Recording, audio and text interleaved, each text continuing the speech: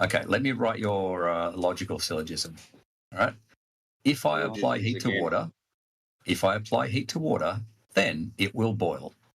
I do apply heat to water, it boiled. Therefore, heat causes water to boil. You've just done an affirming the consequent fallacy. You unlock this door with the key of retardation. Beyond it is another dimension. You're moving into a land of bullshittery. You've just crossed over into the numpty zone. You are so dumb. Damn. Anyway, so I have my hypothesis. You don't. That's my proposed explanation. What's your independent and dependent variable within your hypothesis? Okay, we haven't got independent dependent variables in hypotheses. They are in experiments. Are you high right now? What the hell did you just say? Okay, we haven't got independent dependent variables in hypotheses. They are in experiments.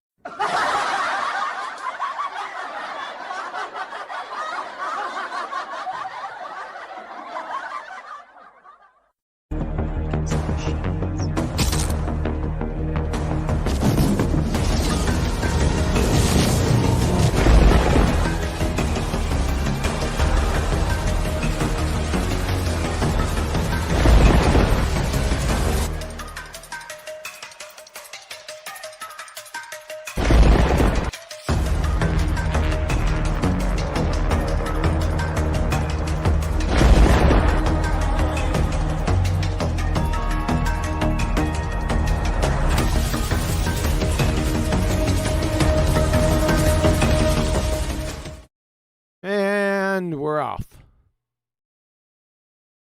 As usual, if you'd like to support the channel, the PayPal, Patreon links and info box below. Let's head on over to Discord. I took a look in there earlier, and my co-pilot wasn't there. So, let's go over there. I'm still not looking. The beautiful Betty Van Velsen. Betty. My salvation. That doesn't sound like Betty. Yeah, we got to be saved through Jesus. Hey! Correct. But So then you Jesus come to stays in our his house, and when it says Jehovah has What become in the world? my salvation. It just destroys it right there. Uh-oh, I was on mute in there. Here we go. We're done. Zip tie. Sorry about that. You guys didn't hear me talking. You didn't hear anything. Did you hear the video? We're all being doxxed. No, we're good. Did you hear the? No, we didn't hear anything, Huey. We were just hearing about Neil and Pac-Man. Son of a. That's all right. I put myself on mute, so that means you probably couldn't hear the intro video with Rufy or the intro audio with Rufy. Is that correct? We heard nothing. Yeah, sorry, but well, let's play it again. Sure. Okay, let me write your logical syllogism. All right. If I apply heat to water, then it will boil. I do apply heat to water, it boiled. Therefore, heat causes water to boil. You've just done an affirming the consequent fallacy. You unlock this door with the key of retardation. Beyond it is another dimension. You're moving into a land of bullshittery. You've just crossed over into the numpty zone. You are so dumb. Damn. Anyway, so I have my hypothesis. You don't. That's my proposed explanation. What's your independent and dependent variable within your hypothesis? Okay, we haven't got independent dependent variables in hypotheses. They are in experiments. Are you high right now? What the hell did you just say? Okay, we haven't got independent dependent variables in hypotheses. They are in experiments.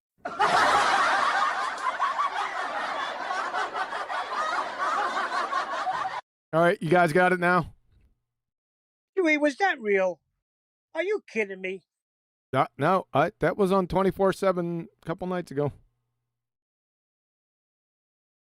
Yeah, I was actually there when he showed up. I wanted to chat with you about it earlier, QE. Just because, and again, I don't know Ruhit, and he seems well-spoken. He seems somewhat educated, we'll say, right? I don't even know what a theodolite is, so I don't understand his argument. But what really surprised me as I was listening to the entire conversation, it seemed like he had a bit of an obsession with you. And he kept mentioning your name, and he kept bringing up stuff that you said, and I thought that was pretty funny. But again, I don't know what the background is, what the story is. It's bad for him. Say my name, bitch. It's pretty bad for him. in other words. But yeah, it goes back a long time ago. Everything that he's spoken of, he's a whole Evo-tard. I met him on the Evo-tard circuit and just whipped him around by his short hairs. Then caught him in the flat earth, ball earth community, then genetics, and then any geometry. It's everything. Just whip him around by his short hairs. Yep. Whoa. Wait a second. Before Flat Earth, you had Ruthie? It's been so long now. Maybe I could be mistaken. It was real close. I know that. That's funny. I call him Ruthie. Yep. Yeah. We have another issue. Where is my co-pilot?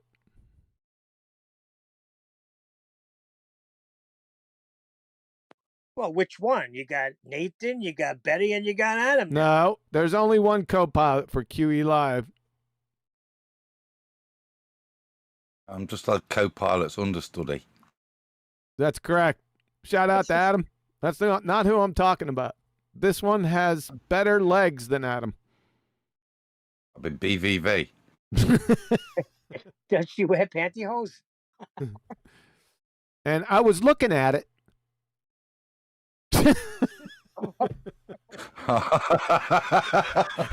Now Adam gets it. I was like, I was shocked.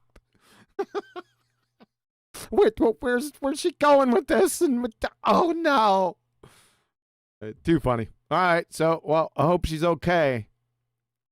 She was not here in Discord earlier, but on Skype earlier. So shout out to Betty. I hope she's okay. I hope she gets in here and does her thing. Okay, what else is going on?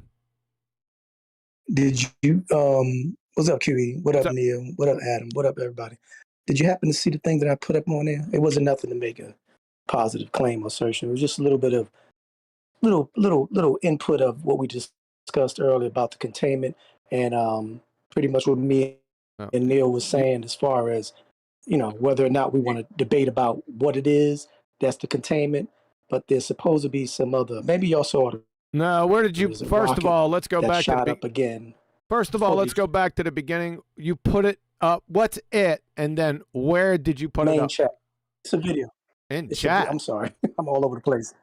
Yeah, in the main shocking. chat. You know, in our FED main chat. What y'all call it?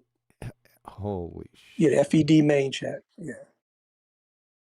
FED main chat. I'm not looking at chat. Yeah, you know. I'm not looking at chat, man. I'm running a show. Okay, well, how do I can't put it up on my thing. I don't know how to do it for you guys to see it. So where do I do it? What do I do it? So I have no idea. You can look at it later. I have no idea. You can look at it later. Anyway. Oh my God. QE, you can look at it later. All I'm saying is a video that's don't do it again. And more. My word. Yeah, please go ahead, go through it all over again. My God.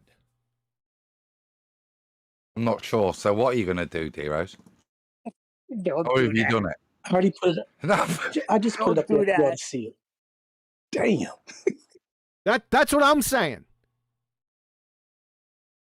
Well, we got Della just came out with a video a half hour ago calling us all out and says that we're making claims that we're not making. And he claims that the air bubble, when he drops that apparatus, should be going down. So gas is supposed to go down now? I'm not chasing that, Neil. Let's get back to what original D-Rose said. Don't worry about you putting it up or where you're putting it up or whatever. What is the actual point that was under discussion? That the antecedent to gas pressure is a container. Period, point blank. However, if you want to go further into it, as what me and Neil was saying later, in regard to whether you want to use the scriptures as the documentation, maybe not out of, it may not be out of the secular textbooks, but that is a certified textbook that speaks of physics and geometry of the earth and geography and etc. So you can consider that a citation that is corroborative, that corroborates and correlates with containment. far as what it is, we don't know. However, this rocket that on this video strikes differently from that other one that apparently was a debate about whether it was viscous, liquid, fire, whatever the hell it was. Bloop, this thing hits and goes sporadically out of control, film messed up and everything. And it's just a little bit more detailed. I believe it was done by flat earth proponents who did this. I haven't seen video. All right, relax. I haven't seen that. All I seen was the bloop. Hold on. All I seen was the bloop one many years ago. So if you could put that one, in fact, the other, if you have another one, I'd be interested in seeing it. That's fine. Just PM me with it. Get that? Got you. What was the first? You skirted over the first point. Where is PV equals NRT in scripture? What are you talking about? What the hell? Saying talking about as far as the firmament, you know, as far as the division, the firmament dividing the waters from the waters. The description provides the antecedent in scripture, you mean? Hold on, D-Rose. Right. D-Rose, hold on 1 second. D. What I was doing was I was breaking chops saying I was demanding that Nathan shows me this container because he said that we can't have gas pressure without containment. And I said, I'm outside looking up and I see no containment. So where's this physical containment? He doesn't have to show it to you. I thought we went over this years ago. Exactly. But what are we doing? I don't have to show you the cow. If I got filet mignon on the table, and I'm eating filet mignon and the necessary antecedent for that. Would you? I'll tell you. In here. I'm gonna fucking mute your ass. Personally? Hello. I think he's out miking. No, I need. Either that or he is asking QE for a coffee. He's going on mute. So, I don't need, when I have filet mignon, it's a necessary antecedent consequent game. If somebody slaps some filet mignon down on the table and I'm eating it, and to have that filet mignon in the first place, there had to be a cow existing somewhere because filet mignons only come from cows. For someone to come up to the table and ask me to prove that I need to prove the cow's existence, first of all, it's non sequitur, right? The color of the cow, the size of the cow, where the cow's at, I don't need to do that. All I need to show you is the filet mignon, and it's over, right? We went over this. I think I did that probably 6 years ago. And from 6 years ago up until now, I probably made that same or similar statement to the argument. What do you say? 250 times? So why are we talking about this? My question. I'm sure you got an answer. Go ahead, Adam. D-Rose or Neil's got to answer, we not. I mean, I know where you're coming from, QE. What I'm saying to you is, regardless of that, most flat earthers. Is that what he's saying? No. Well, I'm not saying Neil does this as well. But Neil is a pro firmament as well as I am. Whether you want to put that as a description terminology of the containment, or whether people want to say dome because of perspective and they think it's a dome because of the resolution and the angular convergence of what they see, whatever. Get to the point. We talked about this a long time. That's irrelevant. The material and all that's irrelevant. However, with this video that I spoke of, at the highest altitude, according to the video, there is a devastating crash. We got that. We understand that. That's all I was saying. Which to me, what's I said earlier in the show. Listen to me, Kimmy. It solidifies that the containment definitely is not liquid, and is definitely not gases that is impeding. Well, we already and know keeping that. the containment of the gas pressure. It is a solid. Right, but when I said that earlier, Nathan still made the point, which I understood, that we don't have to solidify its solidity. We could just say that, Really? the antecedent to gas pressure is a container. And I understand. Yeah, go listen to the show. Oh, Because he was making the point of let's not go back and forth with that with the opposing side. If you're having a friend-to-friend conversation with off the record, yeah, you can go into all of those. So okay. Okay. So he said you don't have to solidify the solidity. Is that correct? Right. You don't have to. When you're Okay. debating against these. I'd like globes. to hear him say that. That's fine. I'll have to have a discussion with him. All right, we good? Betty, Yes, I'm here. you got to get closer to your mic. I'm sorry, but I'm eating. Okay, fair enough. Well, glad to have you. Everything okay? Yeah, I got lost track of the time. That's okay. That happens. I was totally confused. I thought it was an hour earlier, and now it seems to be an hour later. I'm sorry, people. I'm just late. Sorry. That's all right. I already made a spectacle out of you earlier. I know. Sorry. It should have been done, of course. I didn't drag you through the mud or anything. I was just concerned. He mentioned the mound, tuft of trees. Where did he drag me through then? I didn't drag you anywhere. I just mentioned you because we were concerned because you're new. Usually, Yes, I heard. although lately I've been detecting because you coming in so late. Usually back in the day, really isn't back in the day. I'm just saying it's back in the day. It makes it more interesting. So back in the day, you used to be in here like 10, 15 minutes beforehand. But Yeah. Then I noticed that you weren't, and then I thought, okay, I can slack. But lately, we're not focusing on me, Betty. That's red herring fallacy. We're focusing on you. So what I've noticed is over the past 3 to 4 months, a little bit, coming in like, 12:58, 12:59. Then sometimes I'm not even in Discord. I go out of Discord, get ready for the show, get ready for the introduction, and you're still not there. Mm-hmm. So what are you saying then? There's how would you want to say? You're being charged, Betty, with no body timekeeping. There's no dedication. There's a pattern of behavior of punctuousness. Punctuousness. That's a 10,000 word right there. That's what I'm saying. There's a pattern of disbehavior of punctualness.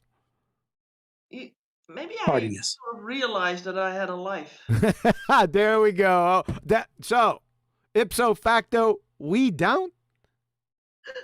Exactly. But let me not sort of break this up. You guys were on a good track. No, we weren't. You weren't? No. Well, at least it was about flat Earth or something related to it. It was, but it was not about my tardiness. It was tedious. Tedious. It was bordering incoherent. Well, if you need coherency, then invite me. That's what I was thinking.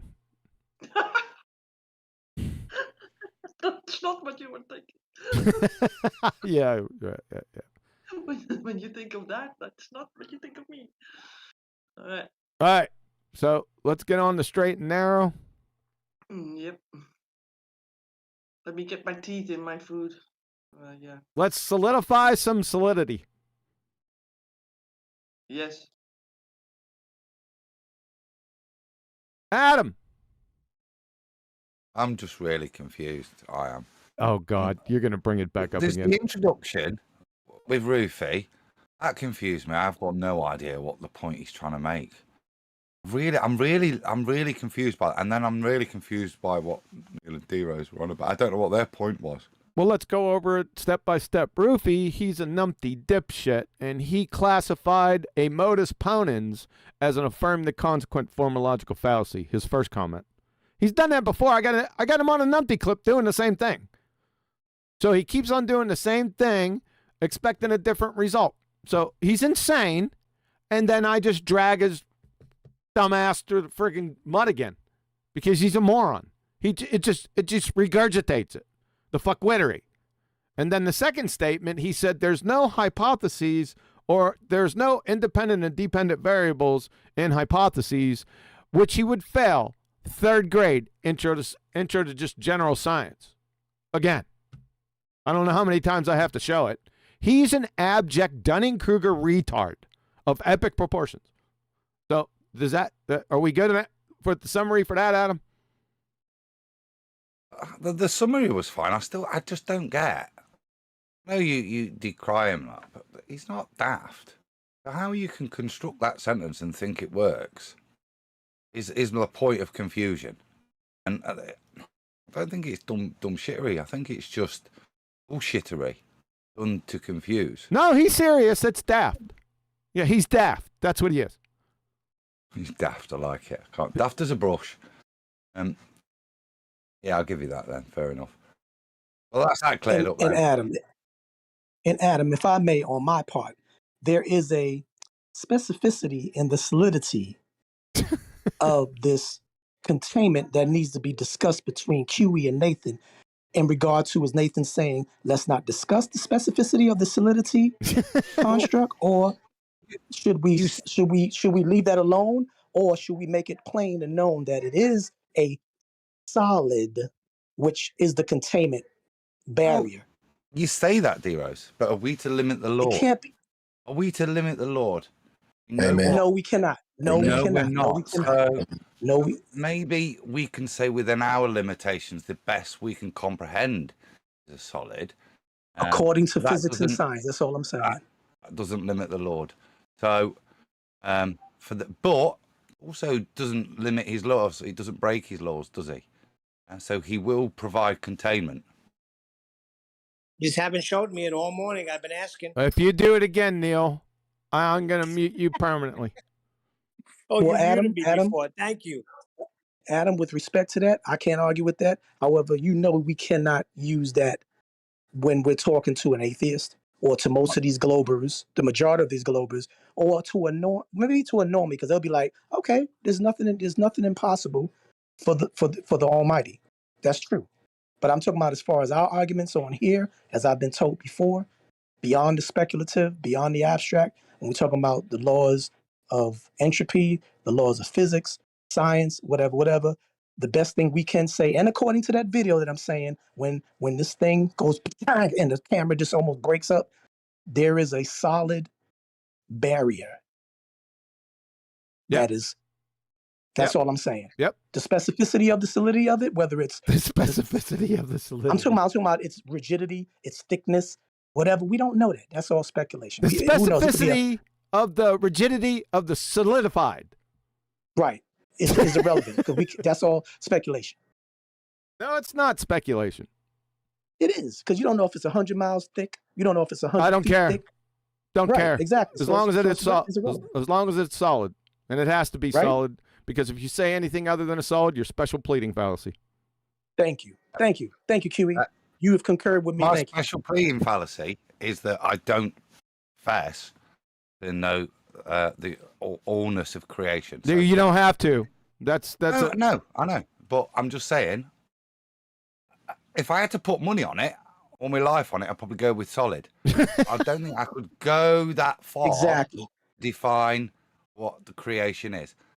Until Neil gets his hand on it, I'm not prepared to say what it is. I am. If you don't, it's a special pleading fallacy, like I just said. I'm happy. Yes. I'm happy to go there. In this case, I'm happy to accept that critique. All right, we're good. Next subject. How far is the ice wall? I love you, Adam. Really how high is the ice wall? How high is it? It doesn't matter. Same thing. What I was going to do, I just had this feeling, let me get this roofie hypothesis off because this is nonsense. What I was going to do, I was going to play the recent Respawn remedial retard, shits at 60. He's back on the scene, hammering himself in the face with a spade shovel. But I'm not going to do that right now because we'll go off on tangents. Neil's in here. We'll never get out of here. What we are going to do is we're going to go to the end of silly spinning space monkey arguments. Remember the ones we didn't finish before? Yeah. Where did we get to? Because we got to, you know where we got to, Adam, where you stopped us. One second, folks. Let me get my act together. My acts together. Boom. Boom. There we go. So you guys all seeing that? Yeah, we got you. Yes. Yeah. So I'm afraid I might get muted. Just scroll up to the last one before it. Just so. God. Here we go. No, look, I'm getting old. Just give. Oh yeah. 0.2, wasn't it? Knew there was a reason I wanted that to go up. Fine. Thanks. Yeah, we good? Yeah. I don't know if that's going to be, you're going to have to formulate that one into a housekeeping question. Good on you if you do it. I don't know why people want it in that. I didn't propose it as such. I said it was very poignant to the level of attack, and Ruth is a good example. Make that distinguishment is what they don't want you to do. Yeah. I entertained it because it was mine. So yeah, that's fine. That's fine. We just didn't get done with them. So we're going to roll on into RPMs versus speed. So obviously this has to do with the spinning of the earth. This is dedicated to Mr. Natural Experiment Birds Humping Gimp Panda Fight the Fat Girth. Our newest contestant, Matthew Learns, with the ant on the hour hand. And it's not limited to just these numpties. Everyone's that's been out here for at least 3 minutes has heard, train wrecks from Globetards with this. This is a very simple subject, and it shows demonstrably that they have never attended high school level intro to physics. That's what this shows. That's the default. I love it when they do that. So RPMs versus speeds. You don't measure speed or a rate. And by the way, rate is speed. They're synonymous. You don't measure speed or rate by angular velocity. Even that statement, saying that statement is a nonsense. Why should I even have to say that? As soon as you hear me say it, you QE, are you a moron? Right? Not the conclusion, but just the subject. They're category errors on their faces. As soon as you see this term, angular, it's all over. Then this is non sequitur to this statement. You know that the conclusion is going to be a train wreck. Like I said, the next block of instruction, how to sit down, then point at a friggin' horse, because that's the level that we're at here. It's all in the units of measure, folks. Speed is distance per unit time. That's miles per hour or kilometers per hour. Angular velocity is revolutions per unit time. That's RPS, revolutions per second, per minute, per day, per week, per month, per year. Get it? Distance equals revolutions, just like gazelle doesn't equal hubcap. Just a clumsy, daft, oh, there's that word again, daft, muppet, false equivalence fallacy. Let's pile on. RPMs are utterly irrelevant and meaningless. Red herring fallacy, that's what irrelevant is. Red herring fallacy to the discussion. We're talking about tangential speed. You don't measure speed or rate by revolutions again. All points on a rotating sphere, if there was one, and there ain't, let's say there was one. Let's say there was a play one that we had out in the yard and we're spinning it on a friggin' tripod or something. All points on a rotating sphere have the same angular velocity. Duh. However, those same points do not necessarily have the same rate or speed, the miles per hour, kilometers per hour, or tangential speed. It's tantamount to exclaiming to Dale Earnhardt Jr. on a 50-mile track, "Why was your car smashed to smithereens, Dale? You were only doing one revolution every 25 minutes. If you don't get that, then you shouldn't be out here. Number 2, when they report speed or rate of the cars racing around the Brickyard 400, do they report it in RPMs? Wonder why they don't do that. Number 3, how about drag races, like quarter miles? Since there are no revolutions, then according to the Baltar crayon munching logic, the dragster's speed or rate has to be 0. Real racers turn both ways. Thank you. Number 4, when a cop pulls you over for speeding, does he tell you how many RPMs you were going over the RPM limit? To call this juvenile mind-numbing absurdity is insulting to actual juvenile mind-numbing absurdities. Any quick comments on that? If you do, make them concise. Well, that's why Matthew Learns was added to that infamous list there. That's exactly what he tried to do.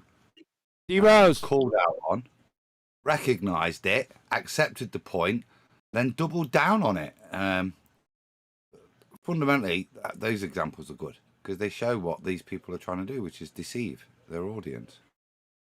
And what they end up doing is showing their Do 7 offsuit and their pretender clown frauds. Something like that, Adam? I was trying to stay succinct, not repeat myself. Yeah, it's straight fraud. When I heard him saying it, I was aghast, like, oh my God, that's a mathematician doing that. And you gave silly analogies, but it was apparent to me straight away, anybody that describes it like that is either daft, word of the day, yeah, or a deceiver. Yes. That's what it all comes down to, right? In the beginning, I realized that. There's a true dichotomy here. You're either, like I told who was Dr. Danny Faulkner at the end of our little email, if you can call it, wasn't a debate. I was just whipping around by his short hairs back in June of 2016, just right out. I just got out of the wedding dance, right? And I told him, I said, as a conclusion or as a result of our little debate here, you're either a friggin' liar or you're dumber than my cat's litter box. Only 2 choices, Danny. Take your pick. Yeah? No other choices. All right. Anything else? Go ahead. Yeah, I just wanted to say what you just presented. It solidified everything. Oh, brother. A lot of solidification. I love you, D-Rose. Yeah, are we done with the solidifying solidity? All right. I mean, probably not, actually. No, I think it may keep dripping in from D-Rose particularly. That's fine. We'll deal with it. Stiffen up, QE. Carry on. Stiffen up. All right. Foucault pendulum. We've all heard this. Many facets that they don't know what a Foucault pendulum is. At one point we had was it Rumpus who said that? Yeah, it was. He said the pendulum moves in figure eights. That's the level that we're at here, folks. So let's get down. Let's see what this thing really is. So from plusmaths.org, Foucault pendulum. Once you set one in motion, its direction of swing will rotate at a rate of about 0.2 degrees every minute. But in fact, it isn't really the pendulum that's rotating. Uh-oh, they lied to us up here. The pendulum is swinging back and forth in exactly the same direction. It's the Earth which is rotating underneath the pendulum, which makes it appear that the pendulum is in fact changing direction. Makes sense? It should. And appear in this context means not actually. So the Earth, which is rotating underneath the pendulum, which makes it not actually the pendulum changing direction, is what it actually says. Yeah. Hopefully you got that. Number one. That is Coriolis. Yeah, I did. Getting there. Oh, sorry. Number one. Well, if this is true, if that's true up there, what we just read, then why couldn't we just hover in a helicopter in North Carolina for 3 hours and catch a Dodger game? Because if this is true, then this must also be true. Simple as that. Number 2, if the Foucault pendulum is legit, which denotes 2 separate reference frames, then here we go. Then a flight from Charlotte, North Carolina to Los Angeles, nonstop traveling at 500 miles an hour airspeed with both locations, roughly the 35th degree north latitude that we got from flat earth elevation angles, i.e. both allegedly spinning at 860 miles an hour, should be approximately 1.5 hours. But actually, it's 4.5 hours. Charlotte to Los Angeles flight, airspeed 500 miles an hour, ground speed 500 miles an hour plus 860 miles an hour, the alleged rotation speed at that latitude that's coming in your face at 1,360 miles an hour. This is really easy mathematically. Distance between Charlotte, North Carolina and LA, 2,115 miles. The flight time must be 1.5 hours. Actual flight time, 4.5 hours. Does this 1.5 hours flight time ever happen? Nope. Then say bye-bye now to the ball-tard spinning space monkey trademark religion. Questions, comments on that monkey? I got excited because that was such a lovely description of Coriolis you gave within the claim. Well, thank you. That was solid, my brother. That was solid.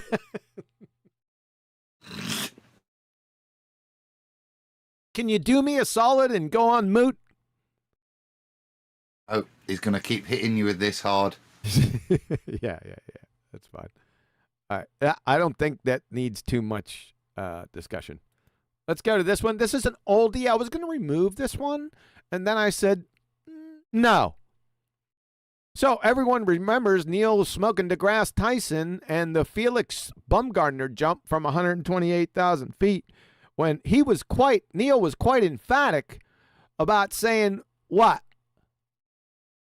You don't see no curvature. That stuff is flat, right? Neil smoking deGrasse Tyson is official representative of the pseudoscience heliocentric ball-tard spinning space monkey religion. You can't throw him under the bus. What you have to do if you're a spinning ball space monkey is contact Neil and have him redact his statement. That's the only way it's going to happen here. So, no observable curvature from 128,000 feet, yet you ball-tard bozos claim there is observable curvature standing on the ground. That's non sequitur. This is not lining up. You have what we call in the industry a continuity error. Like I said, this is one of the more belly-laughing, slap-in-the-face contradictions out there. Is your clinical level Dunning-Kruger so virulent that you think people that have trouble fogging a mirror don't see or recognize this? Hey? You see, you clowns feebly try to distance yourselves from the astrophysicist. That's what he is.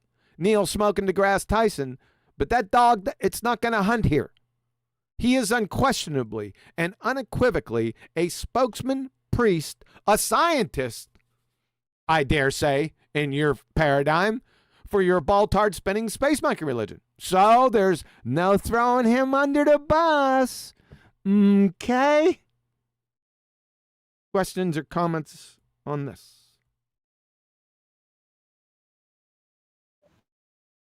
It's the role of the anti-flat earther to deny Neil.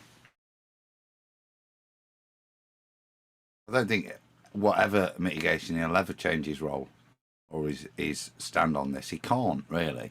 He has to present rhetoric, which is contradictory, but he'll stick by it, irrespective.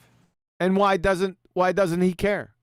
Why don't all the pseudoscientists care that they know they're double speaking? I mean, most can fog a mirror. That's questionable. I'm speculating there, but they don't care. Why? I've spoken about this on many occasions. They got the numbers. They They got the hordes of incoherent baltards out there. It doesn't matter. it doesn't matter. Me saying this and pointing this out, it's utterly meaningless on the large scale of things because I'm going to get drowned out by the incoherent hordes. So they don't care. They can just say whatever they want for the most part at this point. Right? That's why they don't care. It goes back to it. There's two things again, fundamentally. Aft or deceiver. What do you think Neil is? Whether he cares or not is kind of irrelevant. That depends on his status. In terms of what he's doing, an educated man like that to make that statement, yeah, is against some of the arguments he would use. So he's either daft or a deceiver again. Yes, sir. I don't need to speak to his motivation or anything. It's one of those two. I'm not speaking to his motivation. I'm giving you the rationale on why they don't care.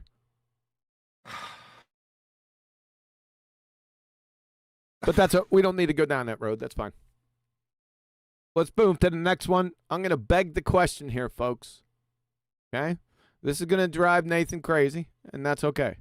It used to drive me crazy because I will pick apart begging the question fallacies that down the road because the Horsepucky ISS is destroyed by you-know-what, the second law of thermodynamics, right? It can't be where they say it is in what they say it is because it's the second law of thermodynamics violation. I understand that. But this one has a special little place in my heart because back in the day, very early on, when I thought about this, I said, no, wait a second. Let me tear this down so even people that don't know what the second law of thermodynamics is will see all the inconsistencies and the contradictions. And I'm going to show them to you right now. So now we're in their paradigm. I'm just reporting their story back to the jury. So, according to them, the thermosphere is home to the International Space Station as it orbits the Earth. This is from NASA.gov, right? We all know that. The thermosphere is directly above the mesosphere and below the exosphere. We got spheres everywhere. It extends from about 90 kilometers, that's 56 miles, to between 500 and 1,000 kilometers, that's 311 to 621 miles above their fairy tale planet. There's no getting out of that. That's their story. There aren't no take-backsies. From Robert Frost, instructor and flight controller and flight operations director at NASA. The most common material is 2219 T62 aluminum alloy. Most of the ISS structure is aluminum. In fact, the node modules were each made from single blocks of aluminum. Got those facts established. We got a problem. The aluminum 2219-T62 melting temperature is between 1,010 and 1,190 degrees Fahrenheit. Here comes the problem. From NASA.gov, the thermosphere lies between the exosphere and the mesosphere. Thermo means heat, and the temperature in this layer can reach up to what? 4,500 degrees Fahrenheit. So anyone that can fog a mirror hopefully can see the problem. Aluminum 2219 T62 melting temperature is, like I said, 1010 to 1190 Fahrenheit. Thermosphere is 4,500 degrees Fahrenheit. You see the problem? Like I said, spinning space monkey parenting clowns. If you don't see the problem, what? So it's a little hot. It's a little warm. A little warm. No sharks. Whilst we're interrupting, Betty, you got duties. You got duties. Yes, I do. I know my role. I know when I have to stand down. Yes, but I don't need a manager. So No, but you let it slide. You've come in. I'm thinking maybe she's not realised I've handed over the duty. She's being polite. So I'll be polite back and say, "Oh, Betty, you know." You've come in ignored the super chat. I'm only on trying to get my performance appraisal up. I was just being kind. Jeez, man. That was a long text. You were interrupting my super chat shout out. Are you done, Adam? I think he's Hello? done. I think he's done. Okay. Tony Whitcomb says every claim from Prayer Munches throws Neil under the bus, but they don't care about Trekkies' love. The TV fantasy is real by proxy. Thanks, Tony. Appreciate it, man. Way to lead the charge. Which Neil are we talking about? Neil smoking the grass. Okay. Oh, you thought it was the other Neil? You never know. Right? Yeah, you do never know. All right. Thanks for interrupting my points. So, back again. Aluminum 2219 T62 hits melting temperature. Oh, God. What? I said you're welcome. Oh, thanks for that. No, I didn't interrupt it again. I just waited a little just to do that. I know you did. Too funny. Go on. All right. So, like I said, it's pretty simple. You got a melting temperature problem. So, I like what they do next. This is really funny. So, the heat in the thermosphere is due to solar radiation. What they do is, yeah, QE, but you can turn your oven up and put your hand in the oven and nothing happens. Right? Turn it up to 500, put your hand in the oven. You can get away with it for a few seconds and take it back up. Yeah, that's what they say. Yeah, that's not what we're talking about. That's convection. We're not talking about convection here. So that's a false equivalence, numpty dipshit fallacy from a clueless clown. Yeah, we're not dealing with convection because due to the sparseness of the gas, they don't know, or they act stupid because they don't know the three types of heat transfer, right? The three types of heat transfer: conduction, convection, and radiation. We're not talking about convection here. That's not what's going to heat up the ISS. It's the solar radiation. The sun beating on it. You get it? Like I said, but the have hands, John. How Say can again? it beat it? Say again? Sorry. I said the sun doesn't have hands, so how can it beat the ISS? Oh, brother.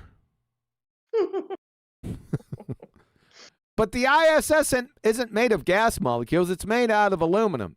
The term, so irradiate, then conduction. No convection here. Right? And is getting bombarded, the ISS is, by the full spectrum of solar radiation, including X-rays, extreme UV, galactic cosmic rays, auroral particles, and solar protons, all of which we are protected against via the paradoxical atmosphere according to their story. We're still in their paradigm. We're still in their story. They're still on the stand on presenting their case to the jury. Everyone following that? So, thermospheric temperatures increase with altitude due to absorption of highly energetic solar radiation. Like I said, this has nothing to do with convection. Has everything to do with radiation.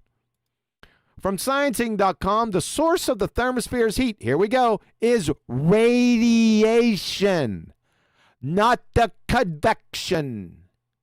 The source of the thermosphere's heat is radiation emitted by the sun. The thermosphere absorbs much of the radiation that the Earth receives from the sun, leaving only a fraction to actually reach the surface. Ultraviolet radiation, visible light, and high-energy gamma radiation, yeah, I don't think that's true, but that's what they said, and high-energy gamma radiation all are absorbed by the thermosphere, which causes the few particles present to heat up considerably. Yeah, guess what the other few particles are in the thermosphere?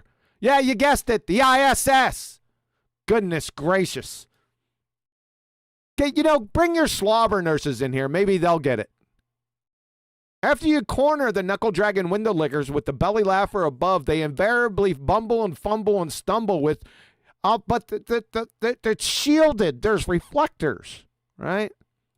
The ISS is powered by solar arrays that are made from purified silicon. You see how this goes running down the mountain? Yeah? Like a big old snowball dumpster fire. I'm going to do the same thing again. So, according to NASA.gov, solar arrays that convert energy to electricity, that's light to electricity. Oh, that's going to be a good topic coming up here shortly. But I digress. Solar arrays that convert energy to electricity on the International Space Station are made of thousands of solar cells made from purified chunks of the element silicon. These cells directly convert light to electricity using a process called photovoltaics. Right? From NASA.gov, right? Yeah. You're going to see the problem here in a second. Because I'm going to do, like I said, the same thing. Silicon melting point. This one's a little bit higher. 2,577 degrees Fahrenheit. Remember, the thermosphere reaches 4,500 degrees Fahrenheit. So, any claim of shield or reflectors is horse pucky bollocks because you're not shielding solar arrays. Kaboom, clowns! Like I said, just a caveat, this is all just nonsensical whistling past the graveyard anyway. Every single one of their claims about space, that is the vacuum of space, is a violation of the second law of thermodynamics. Questions, comments? Superchat, is that okay? Oh, yeah. Yeah, we got a superchat from Sasha Unitox Femu, who says, layers of sphere moving around the sun. A laser sphere moving around the sun. Thanks a lot, Unitox Femu. Layers of sphere. Yeah, that doesn't. Yeah, that's nonsensical. Yeah, because you say that the sun had these layers, maybe to. No, I don't say. I'm reporting on what they say.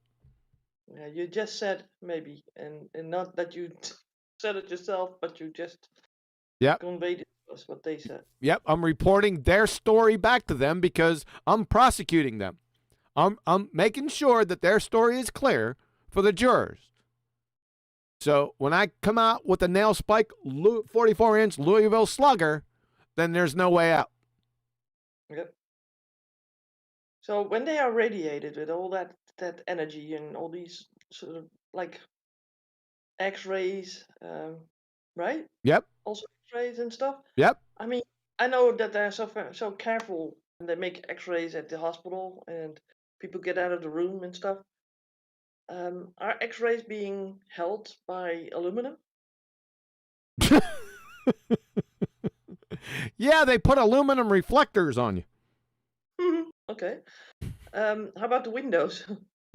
You know what they do. Anyone that's gotten an X-ray, you know what happens.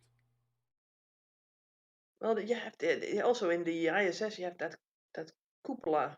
It's called, right? Cupola. It's sort of it's a sort of a window thing, and the guy that made that thing didn't even know that was used on the ISS. Yeah. Really? Yeah, there was sort of an interview with him, and he said they used that on the ISS. Shocking.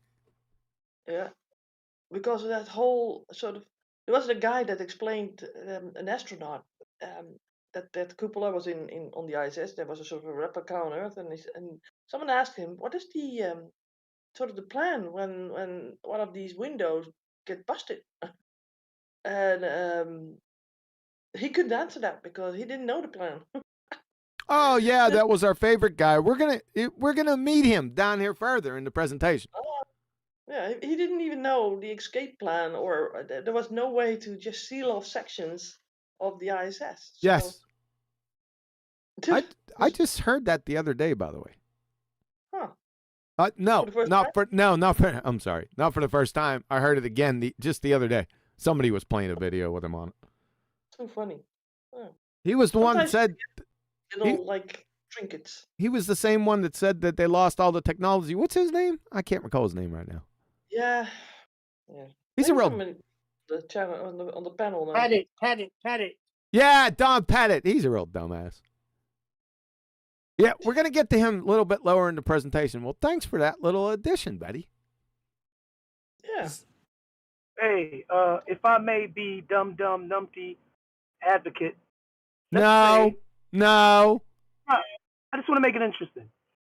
Remember the old example you gave about you can stick your hand in the oven real fast, 500 degrees, and pull it out? Yeah. Are you thinking that they're inferring that the speed that the ISS goes, which I don't know what it is. What is it? 17,000? I don't know, whatever it is. That they're saying that when they break through that thermosphere, it goes through so fast that it doesn't have time to really cause any effect to the structure of the. No, they don't. Okay. No, they don't. All right. They're not that. Well, they are that stupid, but they haven't got there yet. No, they haven't. What Maybe they I do can think share is my patent thing, QE. What's that? I've got 2 patents, as you know, on the go. The first one is for a space plumb bob, which is proving a little bit challenging. Yeah, I bet. But the other, I have got a bit of funding for, which is for space radiators. Mm-hmm. And I've got to be honest with you, the problem I've encountered there is I can accumulate energy very fast via radiation.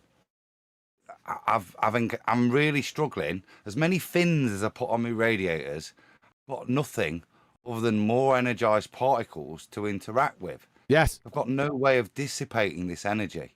Yes. That seems to be the problem with my current patent as well. I think the problem with what you're outlining, and with no way to get rid or dissipate energy, all I can do is accumulate solar radiation, which has been outlined by NASA, is exceedingly powerful, and we're so blessed that the atmosphere filters a lot of that energy for us, making the thermosphere so hot, the few particles that are there. Now, the ballers will try and argue that those particles, because there's so few of them, don't equivocate that heat. I wouldn't argue with that. I'm not gaining heat through the few gas particles that are there. I'm gaining heat through absorption of solar radiation. Exactly. Trouble with my radiators is I can't get rid of that heat. They just keep fucking melting. Yes, sir. Yep, that's it. All right, the next one, brain dead ballers. We all know this one. But we have gas pressure gradients, QE, right? Why do spinning space monkeys, that's trademark, by the way, continue to wholesale dodge the very simple questions to support their fairy tale religion? They forget the question, right? They answer another question. It's almost the fallacy of a relevant thesis. I might be able to connect that. That's a good idea. I'll take a closer look at that offline. So, but I digress. This is the question. How do you have gas pressure without a container? That's the question. The Rhodes Scholars, why isn't there a container between Mount Everest and sea level? That's pretty damn stupid. The brain surgeons actually think this triple your pleasure logical fallacy is a reasoned response to the question. So I'll break out the crayons, as long as they promise not to munch them. Which comes first? Number 1, gas pressure, that's X, or number 2, gas pressure gradients, delta X. Yep, that's all it comes down to. Because there can't be a delta X, that's a change in X, before there's an X, because that's non sequitur. In other words, Clitus Vetus. Did I say that right, Betty? Yeah, pretty much. Yeah. In other words, Clitus Vetus, before number 2, number 1, you see this number 1 up here? Must frigging exist. So again, how do you have gas pressure without a container? I don't think we need to discuss this one anymore. Oh, here we go. The NASA Star Lies. This is pretty hilarious. Check this out, folks. I got the source for this underneath. This is the actual video. These are interviews, right, that I'm getting these quotes from. So let's just take a look at them just on their faces. Question, what does the sky look like from space? Well, according to Neil Armstrong, Apollo 11, the sky is deep black as viewed from the moon as it is from cislunar space, the space between the Earth and the moon. As opposed to Edgar Mitchell, Apollo 14, you have to realize that in space, without the intervening paradoxical atmosphere, the heavens are 10 times as bright, stars 10 times luminous.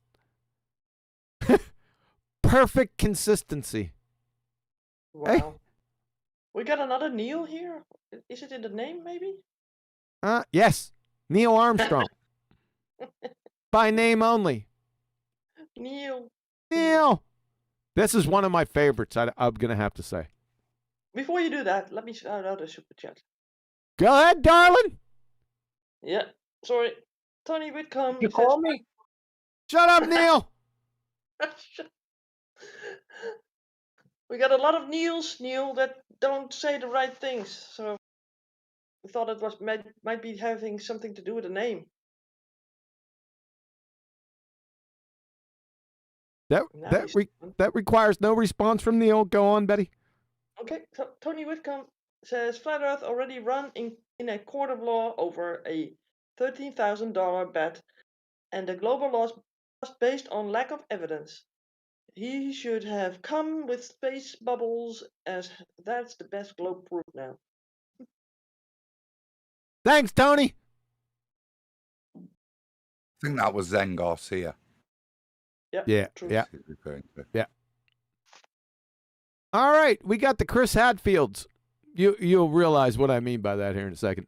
So we got Chris Hadfield, the ISS commander. This is an interview from the ISS while he was on the ISS. This is what he had to say. The sky is almost white with the light of the universe and the uncountable number of stars. You can't see the constellations because the sky is just so alive with stars. Shit. See, that's ruined patent number 1, hasn't it? Yeah? A space plumb bob. There's no point having a space plumb bob if I can't use the sextant to define the stars. Yes, sir. Thanks. Oh, my whole businesses are falling apart tonight. His business is going to fall apart here in 1 second if you'd let me finish this. So, Chris Hadfield, post-ISS mission. You see, what you see is an immensely deep blackness. It's like a black with texture. It's a palpable blackness. Not just a blackness, but a powerful blackness with a black velvetness, but textured but without any shininess forever. Are these two different Chris Hadfields? Maybe he was in a simulation, right? They just sort of put some black velvet on the windows, and he thought he was up. Did he say black velvet? Aha! Black velvet. Aha! Yeah. Aha! What is this? What is this? Velvet? Beautiful. Unbelievable. Unbelievable. Yeah, we got Chris Hadfield number 1 and Chris Hadfield number. I don't know what to tell you, folks. Right. In those descriptions of black that you kept on, I guess you were not reiterating it, being sarcastic. That's how he was. No, it's right. No, this is actual quote. I took what he said and put it in text. He was like blackly. It reminded me of if everybody saw the comedy, Chris Rock, CB4, blackity black, blackity blackity blackity black, blackity black, blackity black, blackity black, blackity black. That's what I was thinking, D Rose. Thanks. Right. The last time I heard words like that, I was in the Marcus Garvey Centre. Well, he brought up Chris Rock, Betty. That's free game for me. How much is an order of ribs? I watched that today when you posted that. Can I have 1 rib? But you have really guys out there that take women for dates. Oh, here we just go. One rib. And they live all in the United States. Oh, that's a bunch of malarkey. I will get a reaction out of you. It's called Extreme Cheapskates. Yes. Yeah. He went out and he ordered one rib. And then his date, she ordered just a regular like sandwich or something. Pulled pork. And what? She ordered a pulled pork. And he wanted half of that as well. We're getting off topic, Betty. We're not. I've got another problem now. Chris has confused me even more. Either way, my space bobs and being able to read the stars is ruined with his second contradiction. Because I can't see any stars now. Or even if I could align my plumb bob up, it's useless for me sextant. How did he see the moon? I think he saw the moon. Adam, you're going to have to ask the Chris Satfields. He'd only lie and make shit up, wouldn't he? Even if he responded. Yeah. All right. We have some more contestants. On The Price is Dumbass. James Riley. He's an astronaut. Billions and billions of stars, and you can see them. In fact, they're so numerous, it's very difficult to pick out the constellations that you and I see here on the ground. Some of the stars have color we don't see on the ground. You see these pastel colors, light yellows, light pinks, light oranges, even light red ones, and light blue. There's all kinds of colors. I live in Colorado, and when you get up in Colorado on a clear night, up in the mountains where there's no light, you can see all these stars. Well, multiply that by 1,000. That's what it's like in space. Okay. Liberal drug laws in Colorado, isn't there? Say again? There's very liberal drug laws in Colorado. Yes, thanks for that addition, Adam. I'm just reading that. He's now, right, so we've had the two contradictions, and now, no, it's not that. It's a psychedelic trip, is what I heard in his description. Okay, what say you, Tim Peake? Answering, what the heck was his name? Jim O'Reilly? Yeah, Jim Riley, sorry. Tim Peake, interview from the ISS. The most unexpected thing was, the blackness of space. Perfect consistency. Have you two bozos met the Chris Hatfields?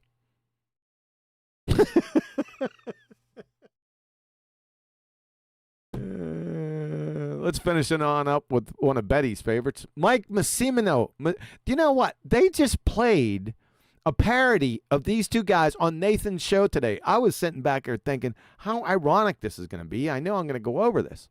But it was pretty funny. I don't know. Who'd they get that from? Not conspiracy. Taboo Conspiracy. Is that what they got it from? Hello? Out there? Anyone out there? Yeah. Taboo, Taboo Conspiracy, yeah. You got to see that one, Betty. It's like cartoon characters having the same dialogue that we're going to hear right now. So, Mike, you can see the stars. Don, oh, yeah, Mike, pretty much all the time you can see the stars. Sounds like he's trying to convince himself. Don Pettit, Betty's favorite. Yeah, it's not a black void. There's more stars. You can see the planets. You can see the moons. You can see zodiacal lights. Mike, whoa, the lights from the zodiac? Have you two bozos met Neil the Sky is a Deep Black Armstrong and or Chris a Powerful Blackness Hadfield #2? The Keystone Cops, Abbott and Costello and Mr. Magoo are blushing. And there's the source right there. Should I put that in the chat? I should possibly do that. Hey. Give it to me. Copy. It's worth sharing that because you feel the two of them looking for the other one to confirm. Which story will we go with? Yeah, let's go with this. Yeah. That's what. Yeah, we see the stars. Yeah, the stars. We see lights. No, they're dark. Yeah. It's dark out there. Yeah, this is the first time I've heard the phrase zodiacal lights.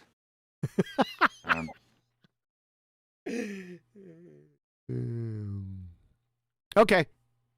That's it for that presentation. That's the spinning space monkeys. Hey, what? Speaking of that, it'd be real cool if somebody can get a clip of the Who's On First, not with the audio, just the video of Lou Costello and Bud Abbott doing that skit, and then have an overdub of that conversation between them two. That'd be a good one. I haven't watched that in a long time. Shout out Chocolate. Look at him. He's in chat. Shout out to Chocolate. I'm just down here doing some business, and he pops in. What's up, Chocolate? Hit him with the wall, Chocolate. What was the other one? Hit him with the composition fallacy, Chocolate. That's it. The composition fallacy. Couldn't think of it today. What should I title this? Numpty astronauts. Gone mad. There you go. Oh, I put it together. Did I put it all together? Let me do it again. I hate this chat box. Is there anything you don't hate? Hate. Hate. Appies. He loves it. Numpty astronaut. Okay, I think I got it there. I think we're good, and I'll go ahead and pin it for if you guys want to just check and see if I got all their quotes down correctly. Pin message. All done. Chocolate's there. You guys got to say it, right? Yeah, we do. Chocolate, you know why we wouldn't say it if you made more appearances? Just to let you know. Wow. Is that all you got, Betty? I was saying something, but you didn't like. I couldn't hear you. Go ahead. Complete thoughts, please. No, it's the moment has passed. Ah.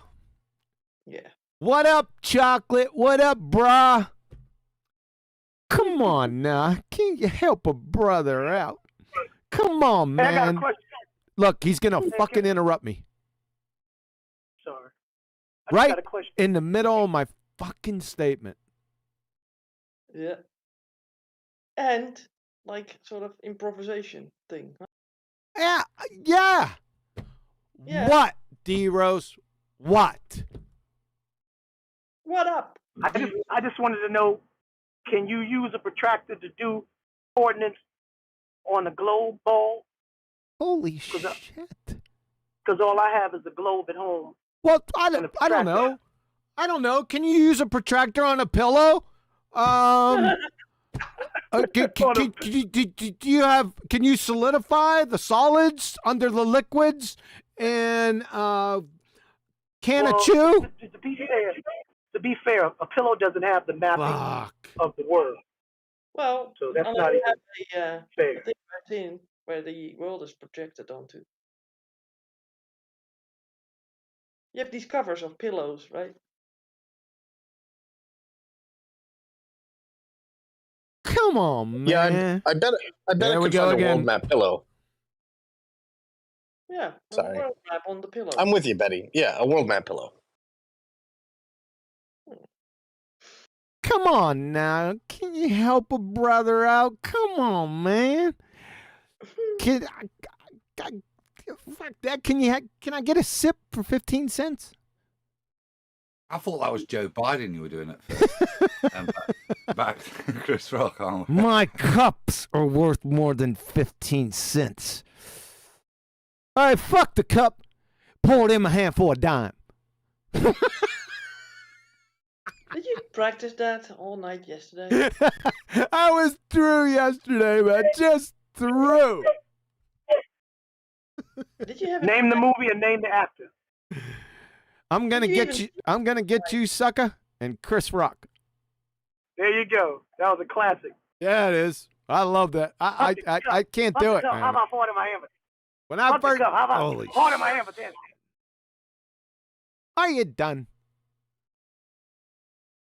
I think we had another improvisation by someone.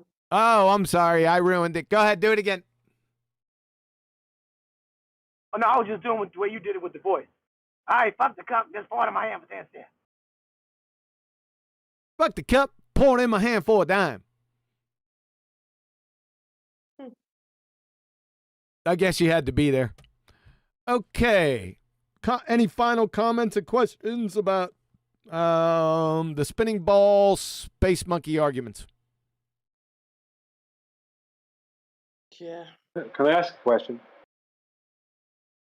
I'm thinking no. Okay, then. I think you already asked it. How about that? Go ahead, Brian. Yeah, hello, everyone. Hey, hello, Betty. Yeah, if I leave my oven door open for a few hours with the oven on, will I get a suntan?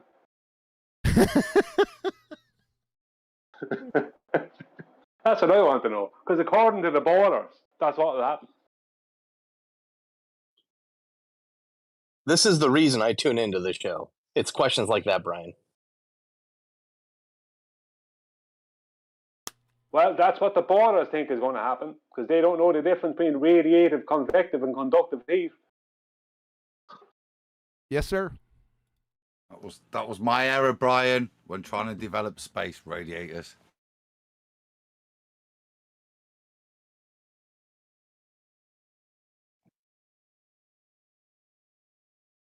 All right. Looks like everyone's tuckered out, right? No other comments on the silly spinning ball space monkey arguments because we got an elephant in the room coming up.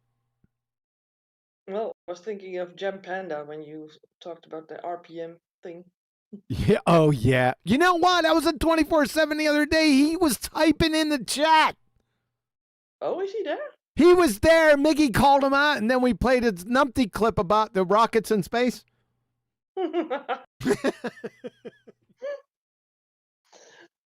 He must not have seen that because he was not in the chat on the voice channel, I think. Yeah, I couldn't believe it that he was there. Yeah. Oh, yeah. Well, he still has his own Discord server, of course. He does? Yeah. I don't know if he's still. Who is he? Gem Panda. Oh.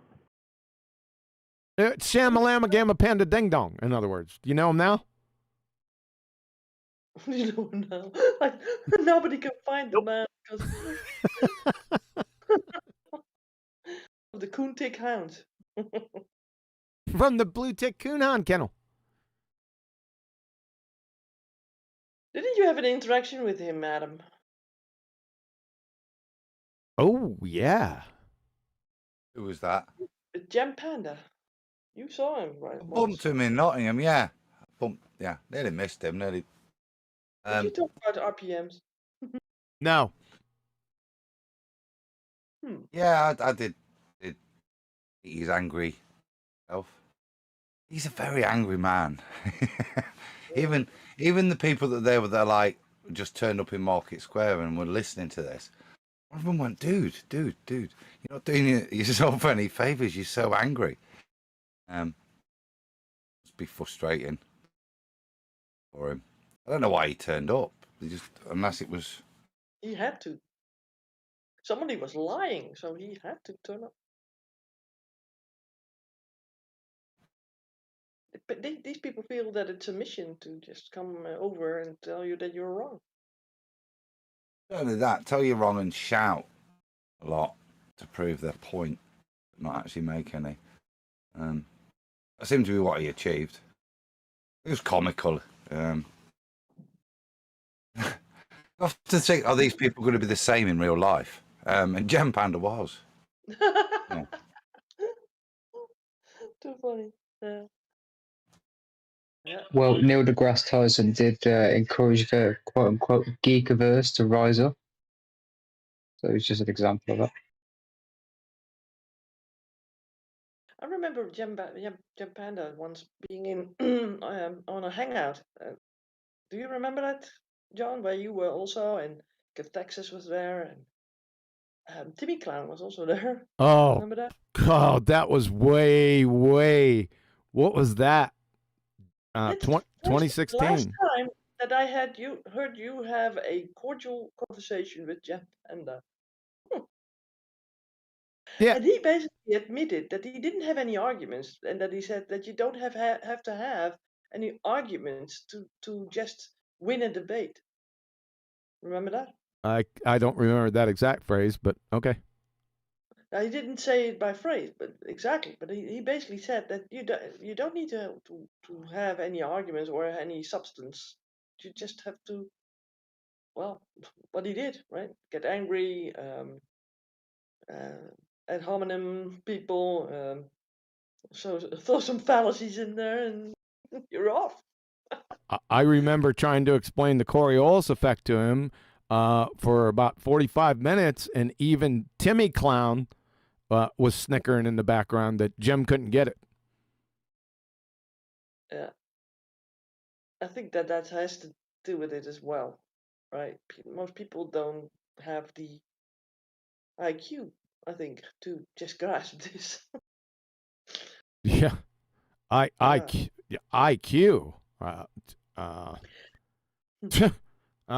What Jim, IQ and Gimp Panda, they don't go together.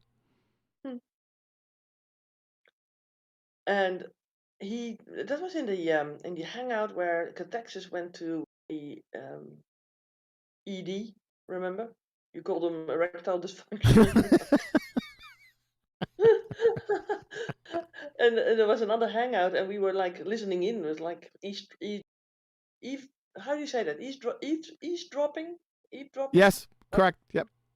And we heard Catexus, and you sort of sent him there with a mission to say something specific, because they were talking to you or him or whatever, and you got in there, and the topic went all which way instead of the mission that you told him to.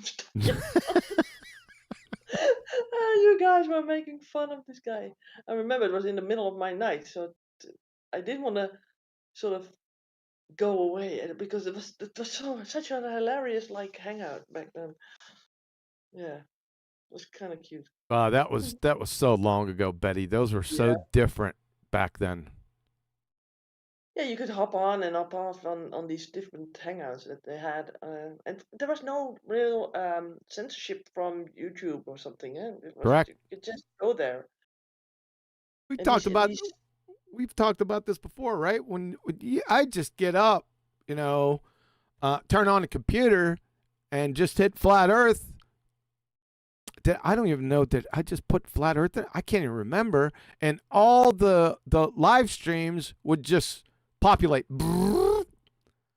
right? Any time of the day, it wouldn't matter, right? You could get up in the middle of the night if you wanted to get in, and there'd be a bunch of people in there, and just go to town. Yeah. Every moment of the day. How long did that go on for? Like 3 years? Nah, not that long. Not that long? 2 years? 2 years, yeah. Yeah, 2 years. At least 2 years. Yeah. And then the animosity was sort of set in so much so that it separated people. Because at first they were sort of getting the arguments, getting the signs out, and all of a sudden, when that was sort of settled, there was nothing to be said no more, right? And people took their positions and stood their ground. Yeah, they don't come out. They stay in their holes, because if they come out, they know it's their asses. They finally realized that after 7 years, they're just getting trashed. So they just stay with themselves. They Google themselves. Yeah, that's all they can do. Right? Because the moment they come out, it's curtains. It's curtains for them. They go to 24/7. It's curtains. They'll never go on Nathan's again. Never. No chance. Because within 5 to 10 seconds, they'll get destroyed. Yeah. That's what that's just the way. That's just the way of water. The Way of Water. That's a good movie. Oh, I got another super chat. Oh, go. there's no text, but it's just don't shoot the messenger, which is kind of cute. Oh, that's his name. Okay. Yeah. Hey, appreciate it. Thank you. All right, don't leave, guys. We got another issue to deal with. Really? Yeah. Oh, okay. Yeah, I've been posting it for about 2 or 3 days now on different Discord servers. I posted it in Skype. I think a couple people have looked at it. What we got here is we got the remedial retard that has respawned from 8 months ago. The shape-shifting Mr. Magoo, Ether Clown, Lion, Surat, shits at 60. That's who we got now. Yep. Oh, I can't wait. When is it going to be? Yeah, when's what gonna be? The destruction of what's it? I'm getting Destruction bits and pieces. of what's it? I didn't. Trial. I ain't gonna do anything. He's gonna do it all by himself, and I'm gonna play it right now. Okay. We ready? Here we go. Ready. So we have the respawn remedial retard, double speaking lion surat, shits at 60, guns ablazing out of the gate ether argument from FED episode 1702 from 8 months ago. Well, we have electromagnetic waves that we can show, and either it has a medium that it's waving through, or it's waving through nothing, which is an asinine claim. So we have electromagnetic waves, which this moron thinks is light, waving through a something medium because they can't wave through nothing. Therefore, his something medium is ether. Then he gets a bit more specific. Basically, if you have a vacuum chamber, which it does still have some molecules in it, right? But you have all kinds of electromagnetic fluctuations that you can measure and detect within that. And so it's like, what's the energy traveling through? Now we have a vacuum chamber, you know, the ones we trip over when we walk around in nature, with electromagnetic fluctuations in it, which this idiot considers light. And his question proof for his retard ether is, what's the energy traveling through? Let me say that again. His question proof for his retard ether is, what's the energy traveling through? You got that? Some more light traveling to support his idiot ether claim, so there's no mistake. Okay, well, that's why relativity was created. Sorry, are you to try telling to me you're explain going away the around peddling results. this crap to this community based on a fucking parlor trick? No, it's based on antecedent relationship. Like, Sorry, it's just a what was the logical phenomena framework. studied in Like, this highly scientific parlor trick? What was the phenomena studied? the difference in travel of light. The difference in travel of light. The difference in travel of light. So it's clear. The support for his asinine ether claim is the travel of light. 10 days later. No, you're presupposing that light's traveling from point A to point B. I'm not. Yeah. So we got this fork-tongued, double-speaking clown carry on for nearly 2 hours about his question-proof, substanceless medium ether horse shit, with his shining example, the travel of light, then has the mind-numbing Dunning-Kruger audacity for his encore performance 10 days later to charge his opponent for presupposing what? The travel of light. No, you're presupposing that light's traveling from point A to point B. I'm not.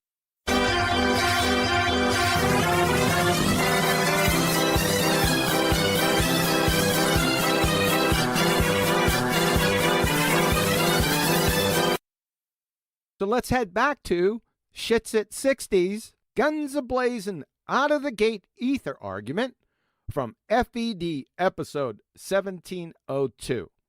Well, we have electromagnetic waves that we can show, and either it has a medium that it's waving through, or it's waving through nothing, which is an asinine claim. So we have electromagnetic waves, which this moron thinks is light, waving through a something medium because they can't wave through nothing.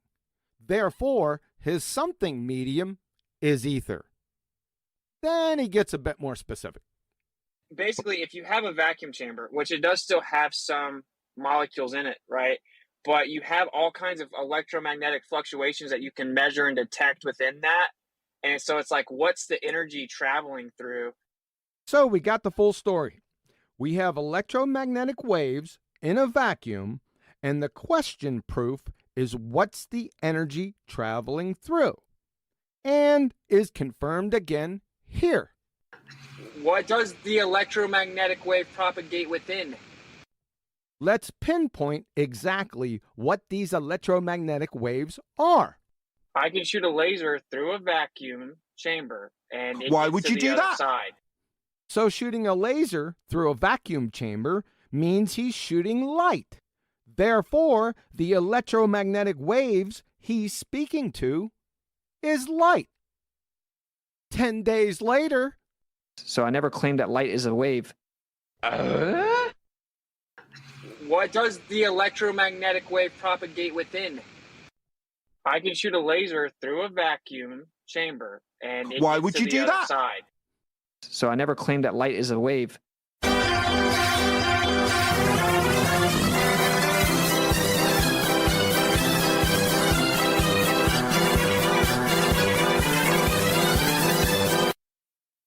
So what's left after lying and double speaking for nearly 4 hours? Folks, I have over 8 hours of videos on my channel assessing every single doublespeak, logical fallacy, outright lie, and made up on the spot contradicting piece of horse shit spewed from the despicable dipshit Shits at 60. So again, what's left? Yep, you guessed it. The only port in the storm.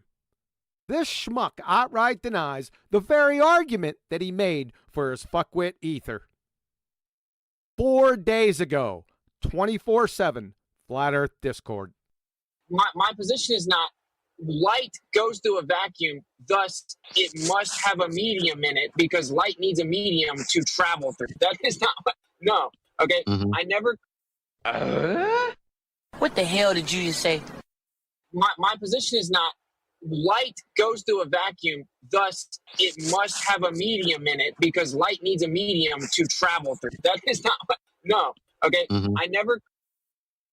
Well, we have electromagnetic waves that we can show, and either it has a medium that it's waving through, or it's waving through nothing, which is an asinine claim. My position is not light goes through a vacuum, thus it must have a medium in it because light needs a medium to travel through. That is not what, no. Okay, I never. Basically, if you have a vacuum chamber, which it does still have some molecules in it, right? But you have all kinds of electromagnetic fluctuations that you can measure and detect within that. And so it's like, what's the energy traveling through? The prosecution rests for now. Flat Earthers, what are you gonna do? The end. He can't recover from this. There is no recovering.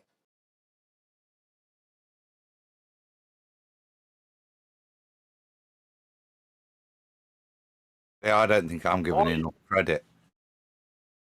Yeah, there's no recovery. All he could do was keep lying and saying he didn't say this, he didn't say that. For those who did not hear this, what you just played, QE. That's all he can do. All time, keep lying, making excuses, double talk, lie to cover the other lie. That's about the only thing he can do. And that's only for those who didn't hear this. Again, I don't think I was given enough credit. That's what I was tasked to pick through as emissary. Yeah, try and actually comprehend their position. And that doublespeak goes. That's not just been. That's over time that those things are there. This is constant in many forums. There's a number of people have tried to grasp what this claim is. Adam, I never forgot. I'm sorry, but I never forgot what you did, bro. Yeah, no, I'm only joking there, but I'm saying that's exactly what I encountered, that level. It's just as you think you can understand, and this is the point, just as you think you can understand their claim, not whether it's right or wrong, yeah, it's kind of irrelevant. Just as you think you can understand the claim, you get that. And it becomes, nonsensical, double-speak nonsense. It contradicts the very premise the first conversation was built upon, as QE's soundbites perfectly demonstrate. But that's what you believe in. It's up to you. Go on, Neil. I'm sorry, Adam. I'm working, so I thought you stopped. I remember everything you did, and you had to deal with that nonsense. So I do feel for you. But it's all on display now. So, I mean, I think he got over on a lot of people by his fast talking and the words he uses. But the jig is up, baby. Well, besides the obvious dishonesty that he showed within those clips, nobody actually knows what the claim is. I still don't actually know what their claim is because it's constantly changing. You can never hold a claim down because it's a constantly changing claim. You know, it goes from this phenomenon to that phenomenon to this thing to that thing. You know, not you know, when something that they claim or some kind of evidence for it or something is shown to be something else, they start moving away from that, claiming some other thing. You can never. It's the most incoherent claim I've ever come across. It's worse than gravity, at least with gravity. You know, the original force of gravity. There's a claim there. There's something. There's nothing. It's worse than general relativity, as far as I'm concerned. At least general relativity is like this. It is what it is. It's this. It's this. It's this. Even if it's vague, it still is what it is. With this, it's like there's just no claim that you can grasp onto to even try to either prove or disprove. There's nothing. Tomorrow is a different claim about it from today. I don't know why anyone's taking it serious. I really don't. Let's do it again. Let's play it again so there's no misunderstanding. Go on, Moot in Discord. Here we go. So we have the Respawn Remedial Retard, Double Speaking Lion Surat, Shits at 60, Guns a-blazing, out of the gate ether argument from FED episode 1702 from 8 months ago. Where we have electromagnetic waves that we can show, and either it has a medium that it's waving through, or it's waving through nothing, which is an asinine claim. So we have electromagnetic waves, which this moron thinks is light, waving through a something medium because they can't wave through nothing. Therefore, his something medium is ether. Then he gets a bit more specific. Basically, if you have a vacuum chamber, which it does still have some molecules in it, right? But you have all kinds of electromagnetic fluctuations that you can measure and detect within that. And so it's like, what's the energy traveling through? Now we have a vacuum chamber, the ones we trip over when we walk around in nature, with electromagnetic fluctuations in it, which this idiot considers light. And his question proof for his retard ether is, what's the energy traveling through? Let me say that again. His question proof for his retard ether is, what's the energy traveling through? You got that? Some more light traveling to support his idiot ether claim, so there's no mistake. Okay, well, that's why relativity was created. Sorry, are you telling me you're going around peddling this result. crap to this community based on a fucking parlor trick? No, it's based on antecedent relationship. Like, Sorry, it's just what was the phenomena framework. studied in this highly scientific parlor trick? What was the phenomena studied? The difference in travel of light. The difference in travel of light. The difference in travel of light. So it's clear. The support for his asinine ether claim is the travel of light. 10 days later. No, you're presupposing that light's traveling from point A to point B. I'm not. Yeah. So we got this fork-tongued, double-speaking clown carry on for nearly 2 hours about his question-proof, substanceless medium ether horse shit, with his shining example, the travel of light. then has the mind-numbing Dunning-Kruger audacity for his encore performance 10 days later to charge his opponent for presupposing what? The travel of light. No, you're presupposing that light's traveling from point A to point B. I'm not.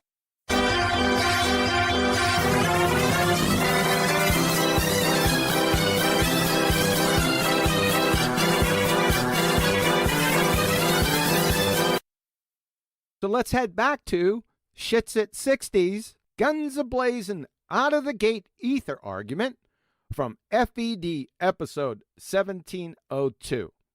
Where we have electromagnetic waves that we can show, and either it has a medium that it's waving through, or it's waving through nothing, which is an asinine claim. So we have electromagnetic waves, which this moron thinks is light, waving through a something medium because they can't wave through nothing. Therefore, his something medium is ether. Then he gets a bit more specific. Basically, if you have a vacuum chamber, which it does still have some molecules in it, right? But you have all kinds of electromagnetic fluctuations that you can measure and detect within that. And so it's like, what's the energy traveling through? So we got the full story. We have electromagnetic waves in a vacuum, and the question proof is what's the energy traveling through? And is confirmed again here. What does the electromagnetic wave propagate within? Let's pinpoint exactly what these electromagnetic waves are. I can shoot a laser through a vacuum chamber, and it Why gets would to you the do other that? side.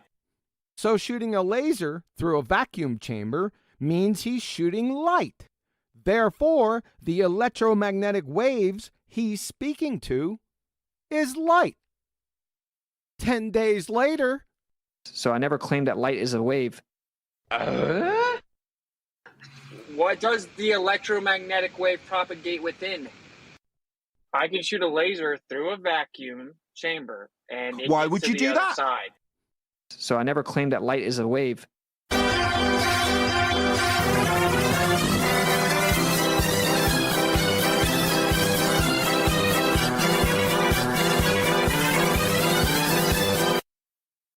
So what's left after lying and double speaking for nearly 4 hours?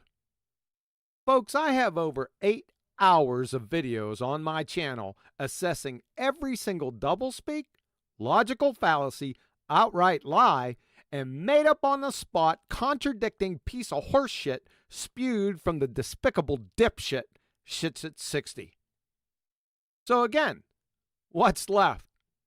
Yep, you guessed it. The only port in the storm. This schmuck outright denies the very argument that he made for his fuckwit ether. 4 days ago, 24/7, Flat Earth Discord. My position is not light goes through a vacuum, thus it must have a medium in it because light needs a medium to travel through. That is not what, no. Okay, I never. What the hell did you just say? My position is not light goes through a vacuum, thus it must have a medium in it because light needs a medium to travel through. That is not what, no. Okay, I never. Where we have electromagnetic waves that we can show, and either it has a medium that it's waving through, or it's waving through nothing, which is an asinine claim. My position is not light goes through a vacuum, thus it must have a medium in it because light needs a medium to travel through. That is not what, no. Okay, I never. Basically, if you have a vacuum chamber, which it does still have some molecules in it, right? But you have all kinds of electromagnetic fluctuations that you can measure and detect within that. And so it's like, what's the energy traveling through? The prosecution rests for now. Flat Earthers, what are you gonna do? Yep, that's it.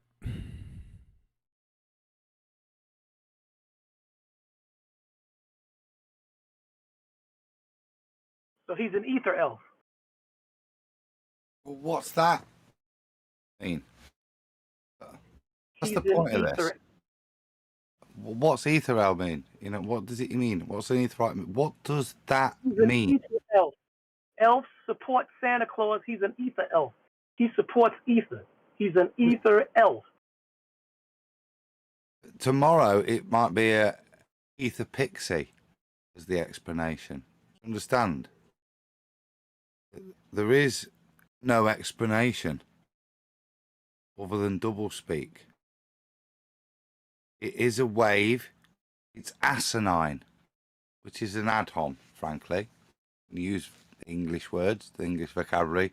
Still be insulting. Still an ad-hom. Stupid. Nothing. Asinine doesn't relate to any form of logic that you've appraised. It's just calling it stupid. And that's the defense, to say that something either goes through something because it's a wave, or to suggest not is stupid, and then a week later suggest that doesn't mean that, and you don't have to have a medium because it's not necessarily a wave. This is what we're dealing with, guys. This is what's being pumped into people as an alternative to the ball. Some people will believe it, and some people who are coming into Flat Earth will be completely put off by Flat Earth because their cog disc will lock onto that, and that'll be the point of rejection. Look at that nonsense.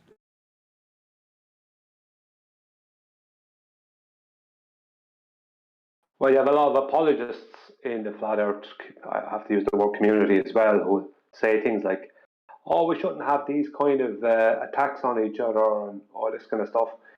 It's not. You have to point out these things. These things have to be pointed out when somebody is who obviously doesn't know what they're talking about, not able to make a coherent claim that they can stick with. You know, the claim last year was different from the claim now. The claim next year will be different from the claim now. I mean, you have to point those things out. You can't pretend that's not happening. What, Neil? Brian, you had it. You came to him with a debate. Adam was our guy there. Every day trying to get an understanding of what they're talking about. They're without excuse. They got to be called out. And that's it. I don't want to hear this community nonsense. Community is what we have here. This inner circle. Making about it is that we have apologists within the Flat Earth who would say, oh, there's no need for all this drama and can we not just get along? Like, you can't just go along with somebody who's obviously just making stuff up. That's what it is. He's changing his claim because he has to change his claim because he realizes he's wrong on something. Then it's changing around. It's like, what's the point in making a claim at all if you don't even have it locked down what it is that you're trying to claim? Like, go away for 5 years, then come back with something that you can actually support in some way. There's no point in making a claim and then having to change that claim 3 months later and change it again 4 days later or something. You know what I mean? It's like, what is the point? If there's something there worth making a claim about, then you'll be able to find it and show it. There's no point in trying to make something up, and there's too many apologists in this arena who are we should just try to get along. You have to call out that kind of stuff. It's just nonsense.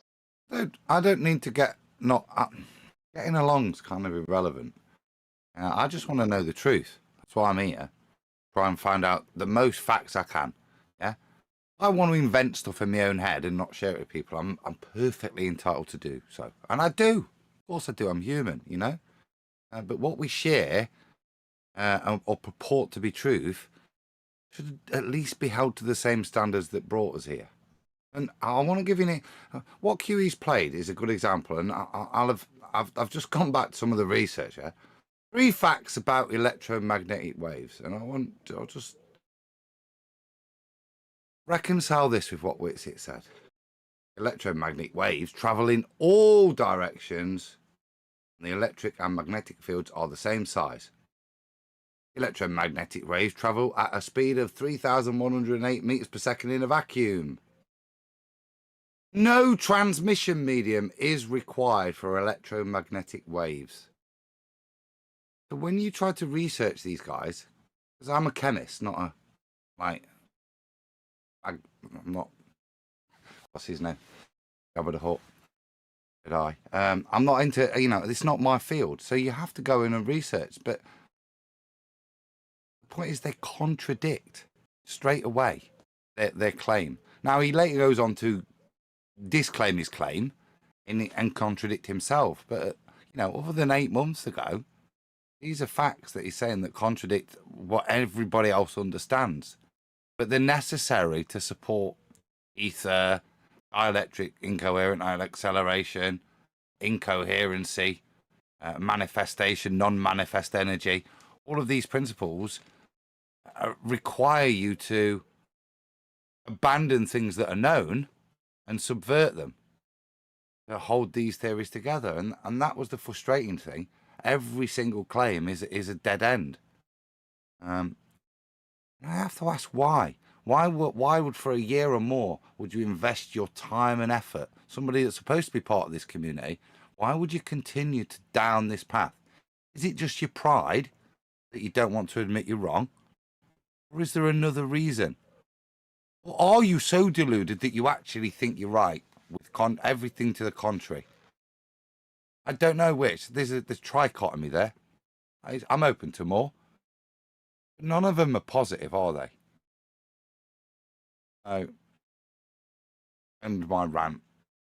To me, that's the point. The frustration is not any individual. It's why are you doing this? Why are you doing this to us? Why are we having to deal with it? There's much better things than supposed flat earthers making shit up for us to have to bat away in the same way we batted away the ball.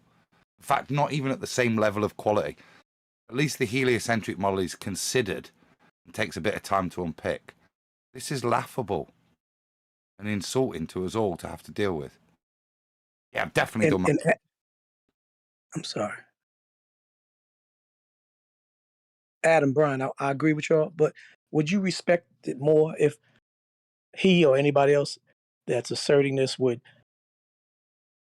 admit that they made an error instead of just like doing the way he did it? Like, instead of trying to, like I said, use a lie to cover the lie, just to keep on reporting the same lie, I would respect them more, me personally, if they would say I was wrong, and just to come to a conclusion to truth or to facts versus trying to reiterate it in another way by omitting what you said before or denying that you said that before. The way that clip was, I would respect somebody with a claim to come to a point where they'll say, I made a mistake before. It's not light. It's not this, it's not that. And I have to do some more research on it if they really are that adamant to continue to try to push this claim. But to do it the way that was, whether it was inadvertent or whether it was intentional, trying to be slick, but QE caught it, that's where you have to drop the guillotine and chop them off at their knees and stop them. That's not because what they're... does. Huh? Chops the head Here- off. That's nice. Here in the United States, we chop the knees off. Okay. Not stop them. It's stop the argument. Wait a minute. I need to shout out the Yeah, super stop the argument. Stop the argument. I need to shout out the super chat. People, sorry. It's a big one. It's from James Mays, and he says, hi, and a wavy hand, Betty. He says hi to me. Hi. Good day to the panel. Great show, guys. Thanks, James. Thank you very much, James. Good to see you back again. James is a busy man. Appreciate it, sir. You know the deal. Well, to your point, D-Rose, let's see if that happens. I don't have an issue with that. Just reckon with it. Come clean, and we can move on. Let's see. Let's see. Hold on. Let's see if that happens. And if it doesn't happen, let's see what the flat earthers do. Like I said, I'm going to sit back and wait and see what happens. Go ahead, Adam. But what oh, yeah. I was going to say it's not a bar fight. It's not yeah. This is an intellectual argument, and the point with intellectual arguments is that after you don't have an intellectual argument, the proper form is to concede. Yeah? Not come back with doublespeak that doesn't make any more sense than the last thing you said, even though it contradicts the last thing you said. It's not intellectually honest. which is at least how we're supposed to behave with each other. It's what we have to tolerate with the ballers. Intellectual dishonesty. You don't expect to have that with your own if we're supposed to be trying to figure out what's true. I just want to know what is it? I know I'm saying this rhetorically. What are you waiting for, QE, to happen? Because if nobody challenges him on this, whether it be in private, through an email or whatever it is, to tell him, this is what we got on you. This is what we found. Whatever how way you approach it. What are you waiting for? Somebody has to challenge him. He probably doesn't even realize it. This is the first time, to my knowledge, that this has been put out in the public for us to all hear. So, because between the space of time that he said one thing 8 months ago and what he said 4 days ago, like he knows our issues with it. He's fully aware of our issues. right? No, I know he knows that from 8 months ago when we was doing it a long time ago with the whole Gerenum and all that stuff. I'm talking about the 4 days ago versus the 8 months ago, and in between that time, somebody needs to confront him about this right now. D-Rose, QA, yes. Reiterate what you just said with regards to who you're addressing your message to. Flat Earthers. Yeah, we've spoke with Whitsitt, okay? We've engaged, we've tried our best to understand. That's gone. Yeah, we can debunk his argument anytime. We're here. We're welcome for him to present any new evidence to support his ideas. Yeah? We're not opposed to that. But what we are opposed to is him continuing to purport them with no supporting evidence. And more to the point, his contradictory statements. Yeah? That's not acceptable. Yeah? That's our message, but it's not to him anymore. It's to the Flat Earth community. Are you going to keep accepting this? Now you've got both sides now. Make your own choice. Got you. Yeah, you got another super chat. No text involved, but it's from Incredibly Cherry. Thank you, Cherry. Appreciate it. That is not a name that's common to us. No, I've never seen that name before. They must be in the background listening. Appreciate that. Good. Yeah. Hey, you know what, QE, Adam and Brian? You know what this reminds me of? What this whole ether thing and this continuing of making these assertions by them on that side? It's almost like the same thing I said before on the other show about gravity.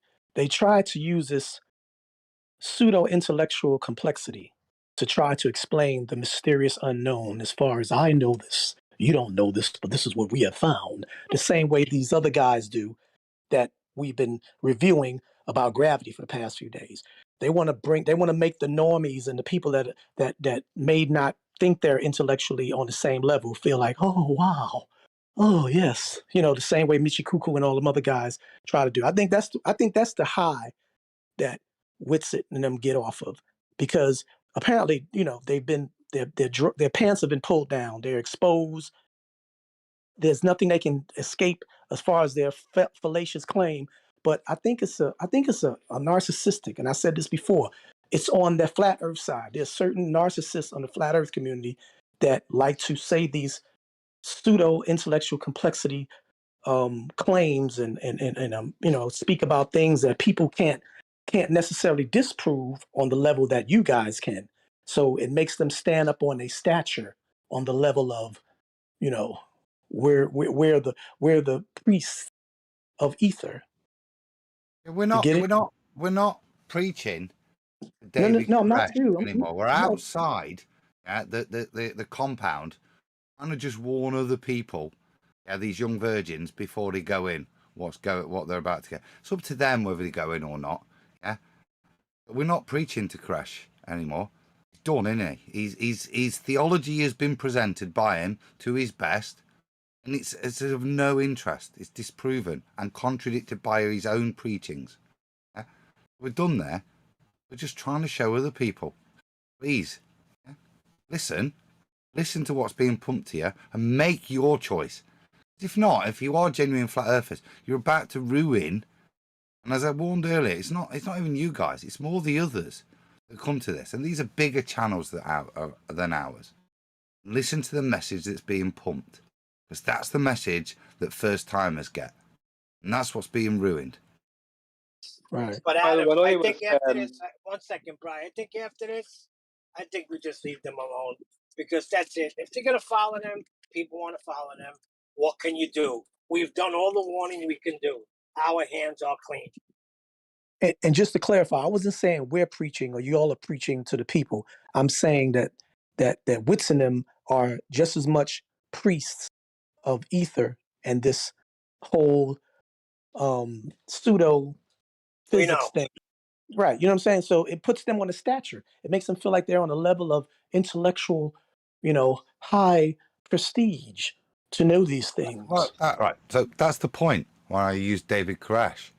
Do you think David Koresh give a fuck about the millions of people around him that thought he was a liar and a cheat? What did he feed? He didn't feed off that, did he? Fed off other things. And so therefore you're never going to stop that supply. Don't try and deal with it, don't try and attack him. Leave him now. Let him preach what he's got to preach. Yeah. Just when we're asking other people and to try and deal with that issue, which is either to say thanks very much, you're talking shit, and make it loud and clear. You do not speak for me. Yeah. In this, go off and make sure everything is being called and labelled Whitsit's true earth. Yeah. Because what you're doing, Mr. Whitsit, right now is a disservice to everybody that's been here for a lot longer than you, young man. Yeah? And that's the reason there's upset. I don't mind young, arrogant idiots running their mouth off. Your mouth running is doing a lot of hard damage to a lot of good work that's been done by people. Yeah? On that was a good rant. One of the legends, Harry, has announced his retirement from social media. So if you've got, I think he might even be folding his channel down. So yeah, good luck, Harry. He was the guy that started the Globe, Flat Earth tour in the UK, instigated the Euro tours and stuff like that. He's kind of stepping down from social media and just going to enjoy his life. So I just want to send love, thanks for all your efforts in the community, brother. Never a bit of discord or trouble caused. Only love ever shown. A true legend of the community. Good luck, Harry. A bit of a ramble, but certainly in the UK, mate, he was the first boss. So yeah, thanks, Harry. I've done with my platitudes, Brian. Off you go. Well, I'm just going to say, just in general, Whitsit and them are true earthers. You have the upward rising earthers. You have people who are obviously opposed to the globe, but they don't identify as flat earthers. It's just like a lot of splinter groups away from, it's like there's a lot of kind of splinter groups that are breaking away from what was once the main group, even if some of them kind of would view themselves as not ever being part of that group. The point is, we have a common enemy. And the common enemy, right, is gaining by all this type of stuff. You know what I mean? The common enemy is definitely gaining. I can't say that they're gaining by the people who are saying they're not flat earthers. They're not gaining anything by those, but they're gaining by the upward rising earth claim and by the ether claim and these kind of things, the true earthers, these kind of things. Like, the common enemy are gaining because it's the divide and conquer situation. And, well, in one way, what's going to happen is it's only, and I said this privately to some of the people here who are on the Skype groups, that it's only going to be us that are left. We're going to be the flat earthers. Because all these other groups are going to be all these other different things. It'll be just us left. Right. But it's not helping anything either. They're not. See, and this is why you have to ask people to have the discernment. Because with regards to the Umis, and it was decided as Umi, by the way, Upward moving earthers, not upward rising earthers. It was a 5-0 chat decision on Ballbusters QA. How long are they going to be entertained by Dell shaking bottles in a car or throwing bottles out of a window? How long will this nonsense entertain people in their presupposition? I've got Yeah, they're gonna, and it's the same level of kind of cognitive thinking, or at least that needs applying, that will make it fall apart. And that's what we're to me appealing to now.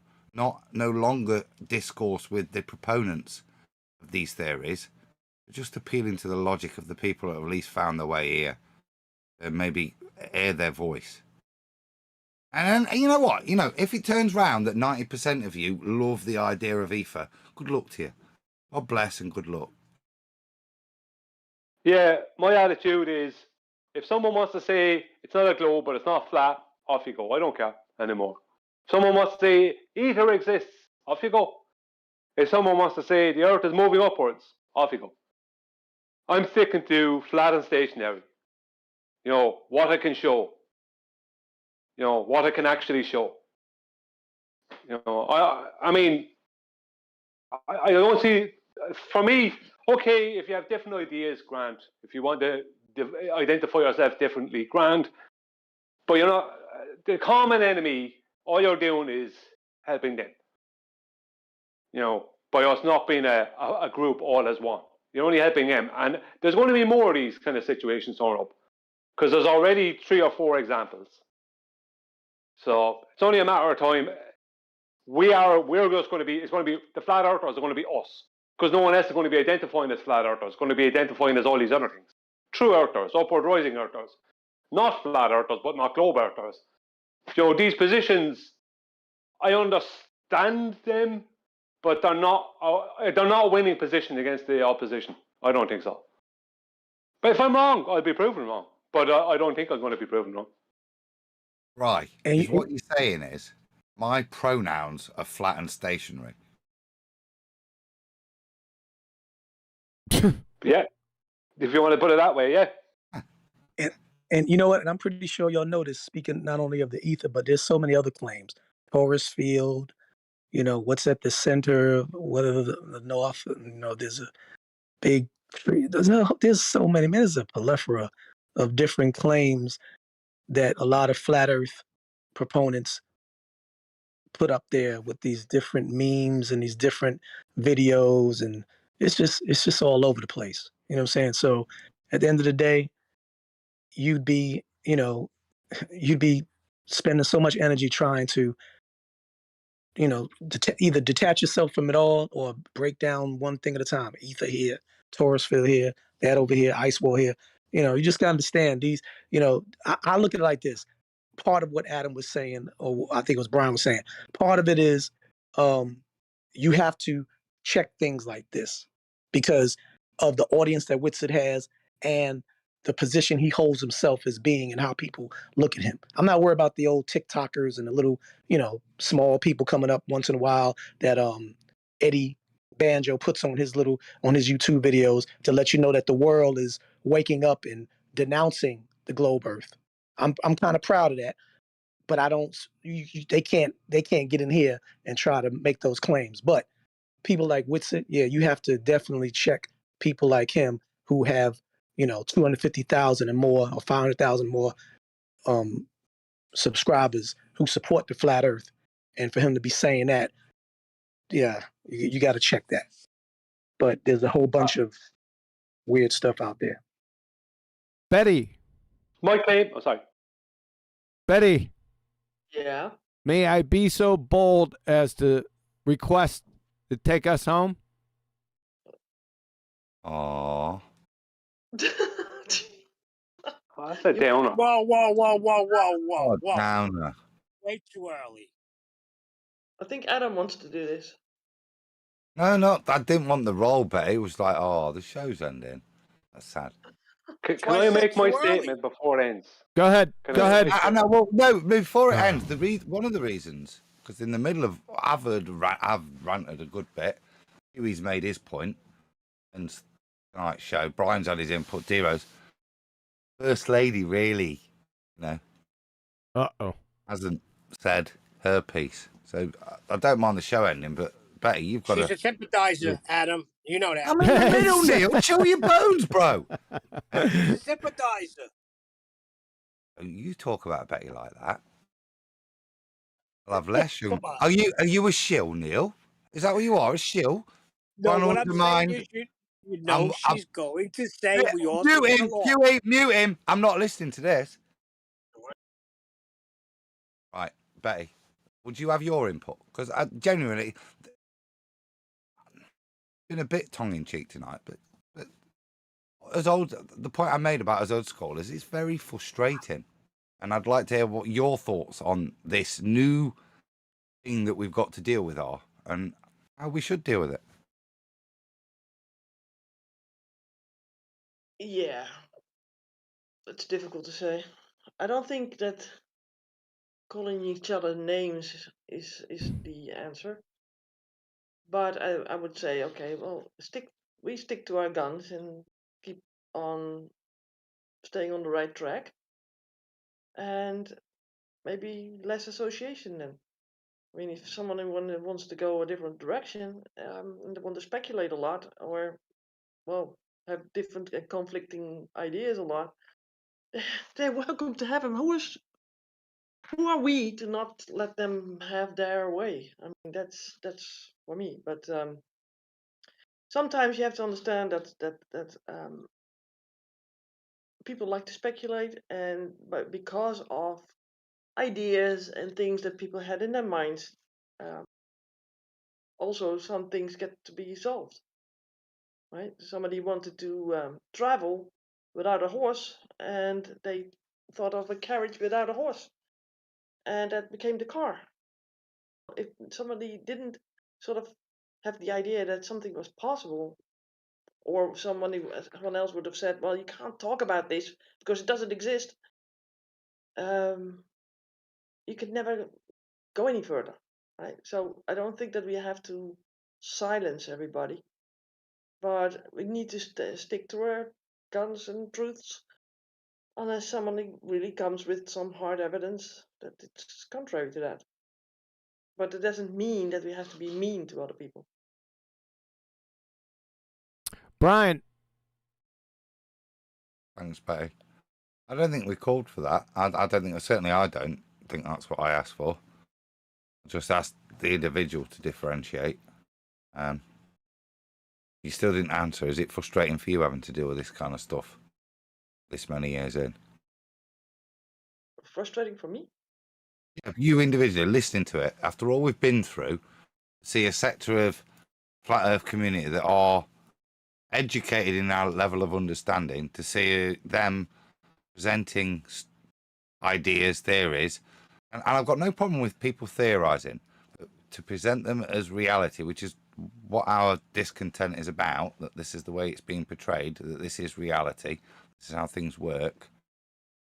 Is it not frustrating to you to see that now rising up at the point where we should be engaging, as we talked about earlier, with simpler stuff, that we're dealing with same level of pseudoscience that undid the ball? It's not that. Get focused. It's the double speaking and the lying. Okay? Focus. Get the ADHD out. Okay? No, but I was look, I was trying to get an admission out of Betty. She's not necessarily going to do that. I'm asking whether it's frustrating for her, right? Not do you agree with the accusations from QE? I'm asking whether you, Betty, right, because you're very much more peaceful even than I, yeah? There's a kind of spectrum here, isn't there? You sit at one end, me in the middle, and QE at the other. But I'm asking you, actually, is it not frustrating and a little downheartening to see where we're at with this? Sure,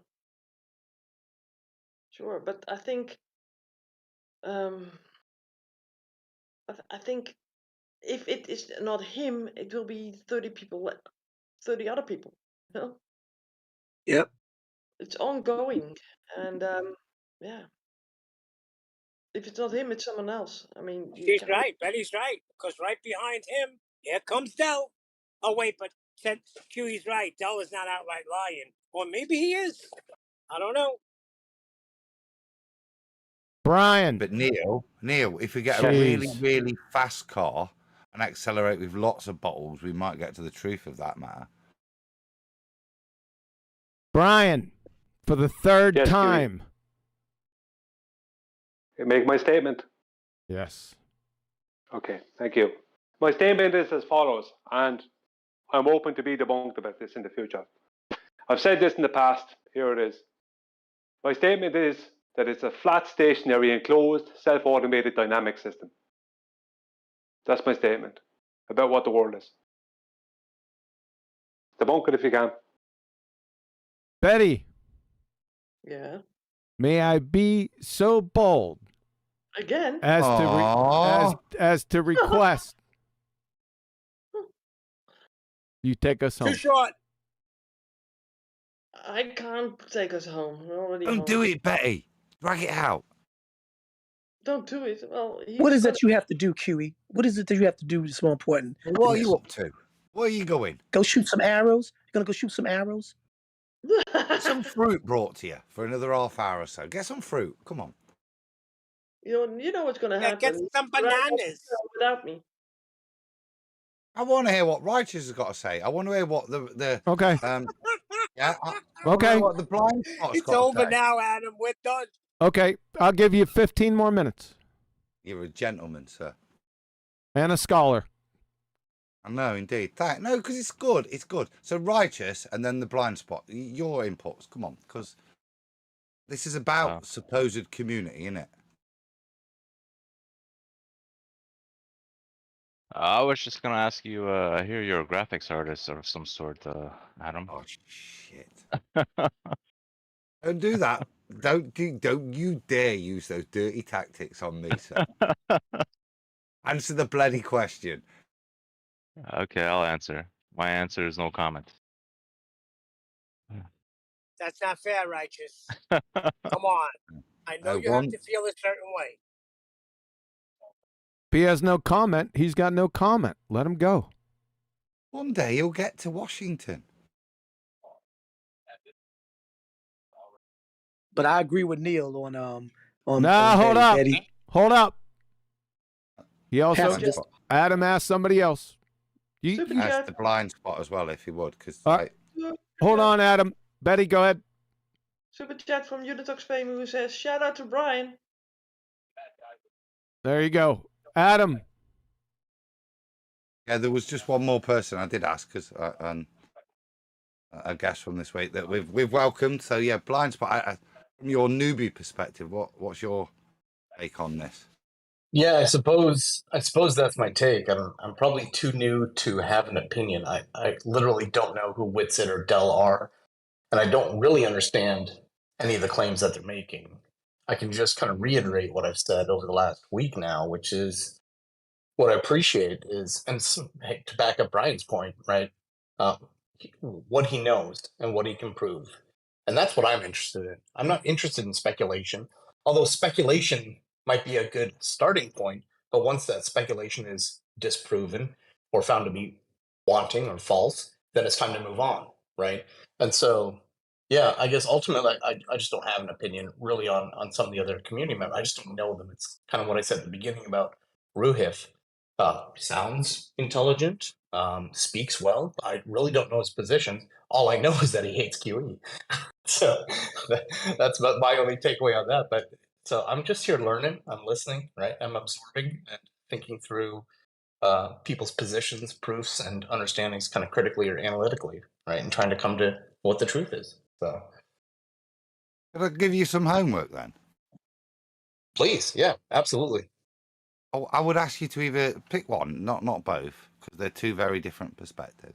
Either Umis or Ethereans. And this time next week, see what you could tell us what you think about that theory. And then more importantly, has it helped you move towards or away from a globe, or has it kept you where you are or moved you closer to a globe? I think that would be a really so stop listening to us and be either an Umi or an Etherean and see where the journey takes you. Sure. No, I like it. Shoot me a DM or whatever, Adam, on Discord. And send me to one of the links, and I'll start doing some digging. See what I can surmise. Flip a coin. Heads for Umi, tails for Etherean, and then I'll just send you a bit of research. This sounds like a Babylon 5 episode now. Pardon me, Adam. Pardon me. What is a umi? I know the Upward Ethereum moving is. earther. Okay, got you. Upward Okay. moving Okay. earth. Y'all got these acronyms, man. Y'all be pulling out your asses. I don't even know y'all talk about. I'm sorry. I'll pick the Ethereans only because I think the Umis. I don't know. I think I can already critically think through. Anyways, some of their claims. I think they're just trying to find a replacement for gravity, and maybe the Ethereans are too. I don't know. But yeah, let's go with the Ethereans. I guess that's Witsit, right? Does he just have a YouTube channel, Witsit, or?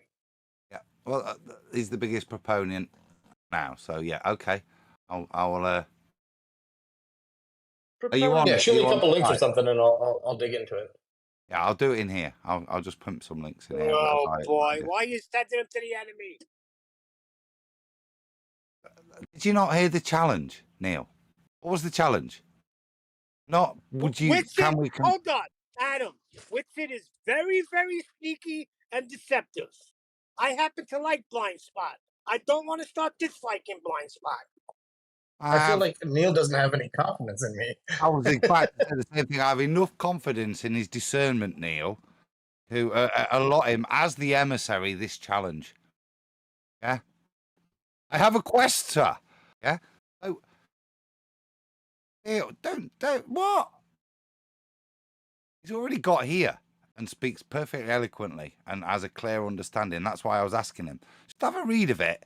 And if you are an intelligent enough person to have got here and respect that we're not chatting shit, what do you think of this? If this was the next thing you stumbled on or the first thing, would you have continued? Is my question. And he's accepted the quest. I accept your quest. Will I be knighted after this because you're in the UK? Possibly. Okay, You might. okay. You know, let's be honest. There's a potential flat Earth debate panel thing. You know, I could try and beg Nathan. You know, who knows? Sir Who Blind Spot. knows? Yeah, I like it. QE knows a few precious spots as well. You never know. But no, But if you know what, wouldn't though? mind, mate, I'd appreciate it because I think. Yeah, no, absolutely. I think it'd be fun. Point. Yeah.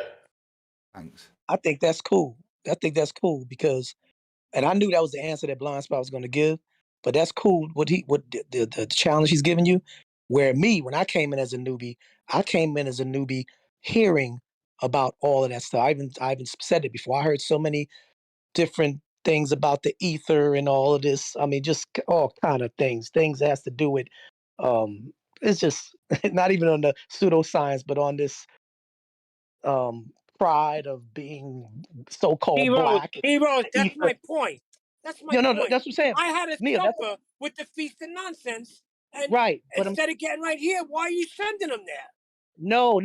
You could send him there because Blind Spot is already given his testimony to say that he's not here for that speculative, nonsensical stuff that you have to decipher to see if it's real. He likes the facts. He likes the truth. You underestimate the power of the dark side. Well, who knows, Neil? Maybe I will find truth, and then you and I will have to debate. Dark side. But that's the way to approach it, and that's as emissary the way I approached it. I'm not arrogant enough to think I know everything. If there's information there, you have to digest it honestly, not with preconception, so that you're not really even listening. Go listen to it so that you can understand the concept. Is all I'm asking. And does it strengthen your belief in the ball, or not, or lead you away from it? That's all I want to know. Yeah, fundamentally, because that's what matters realistically in terms of why we're putting this effort in. Newbies, what message are they hearing? Now, Adam, I'm going to speak as not a newbie. I wouldn't say I'm a newbie anymore, but I say I'm a sophomore that's still learning from, always learning from you guys every single day, all the time. And I'm reifying everything that I've learned and hearing it being reiterated, that's making me sharpen my sword. But I'm going to look at it. I'm going to answer you on the way of somebody that is like Neil, that's been exposed to the dark side, came here, and then came to the light. But check this out. I would have to say, if I was a newbie, that's not even on the level of Blind Spot, who was very, discerning and everything, I would say the most impressive, dangerous thing is the ether. because you'd have to. I don't know. That thing is just so ridiculous. That's my point. But that ether is very deceptive.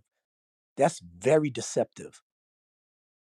Thankfully, I want to know what the alluring points will be. No, Adam. Thankfully, due to Witsit and QE and you guys exposing Witsit and Jaren and all them on that stuff. Other than that, you got to understand, ether was a very strong argument on the flat Earth side that they were getting away with for like 2 to 3 years, for a while, at least about 2 years, and you guys unpeeled it. So I would say I gotta disagree. It was not a strong argument. Well, okay. I mean, I misspoke. Maybe not a strong argument, but it was very deceptive. It was the most deceptive. That I'll agree with. Yeah. Prevalent discussion is what it was. Yeah. And that was fine back in the day when we knew no better during the Feast of Nonsense. Yeah. But there comes a point where the standards we've set for ourselves to appraise that we're not on a ball, we should be applying to ourselves and not excusing them.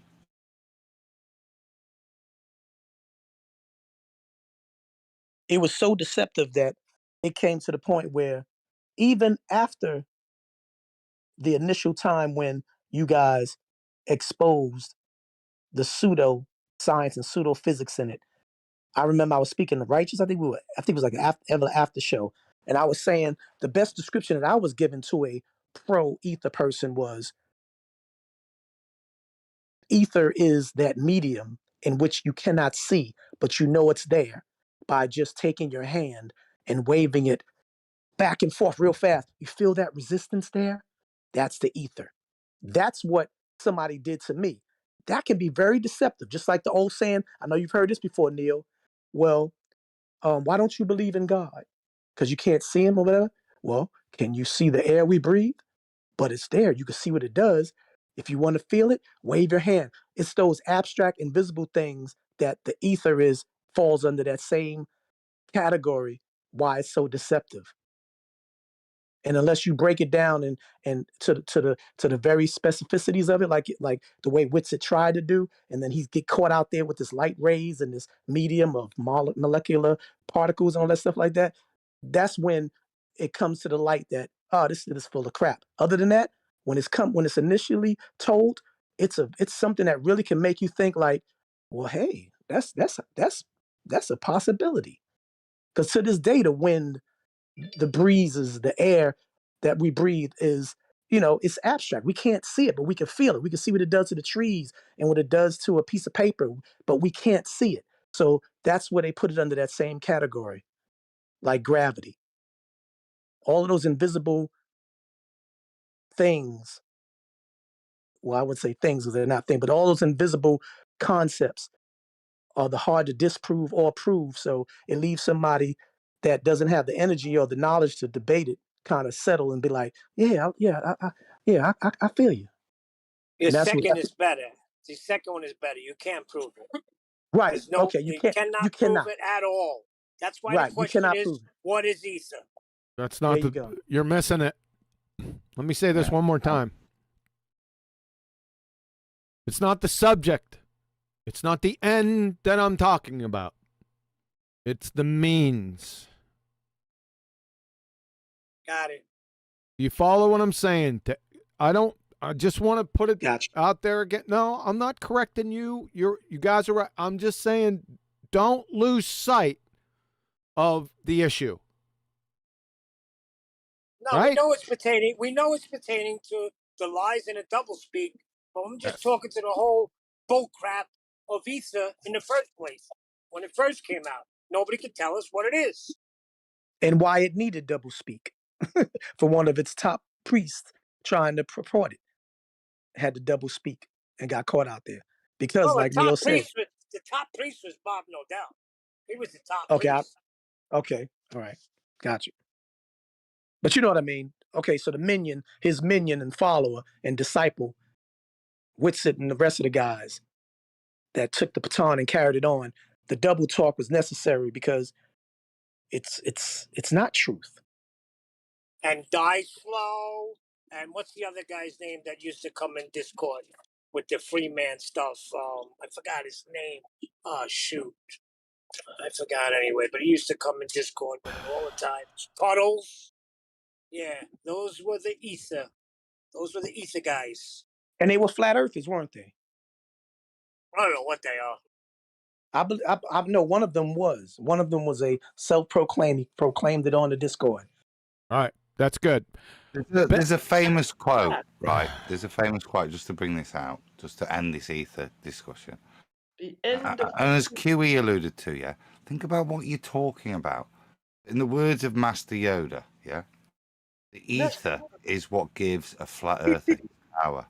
It is an energy field created by all living things. It surrounds us, it penetrates us, it binds the flat earth together.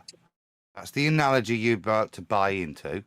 Yeah, stop it and focus more, not on that part of the argument now, but, and I'll hand over to QE to please reiterate the point.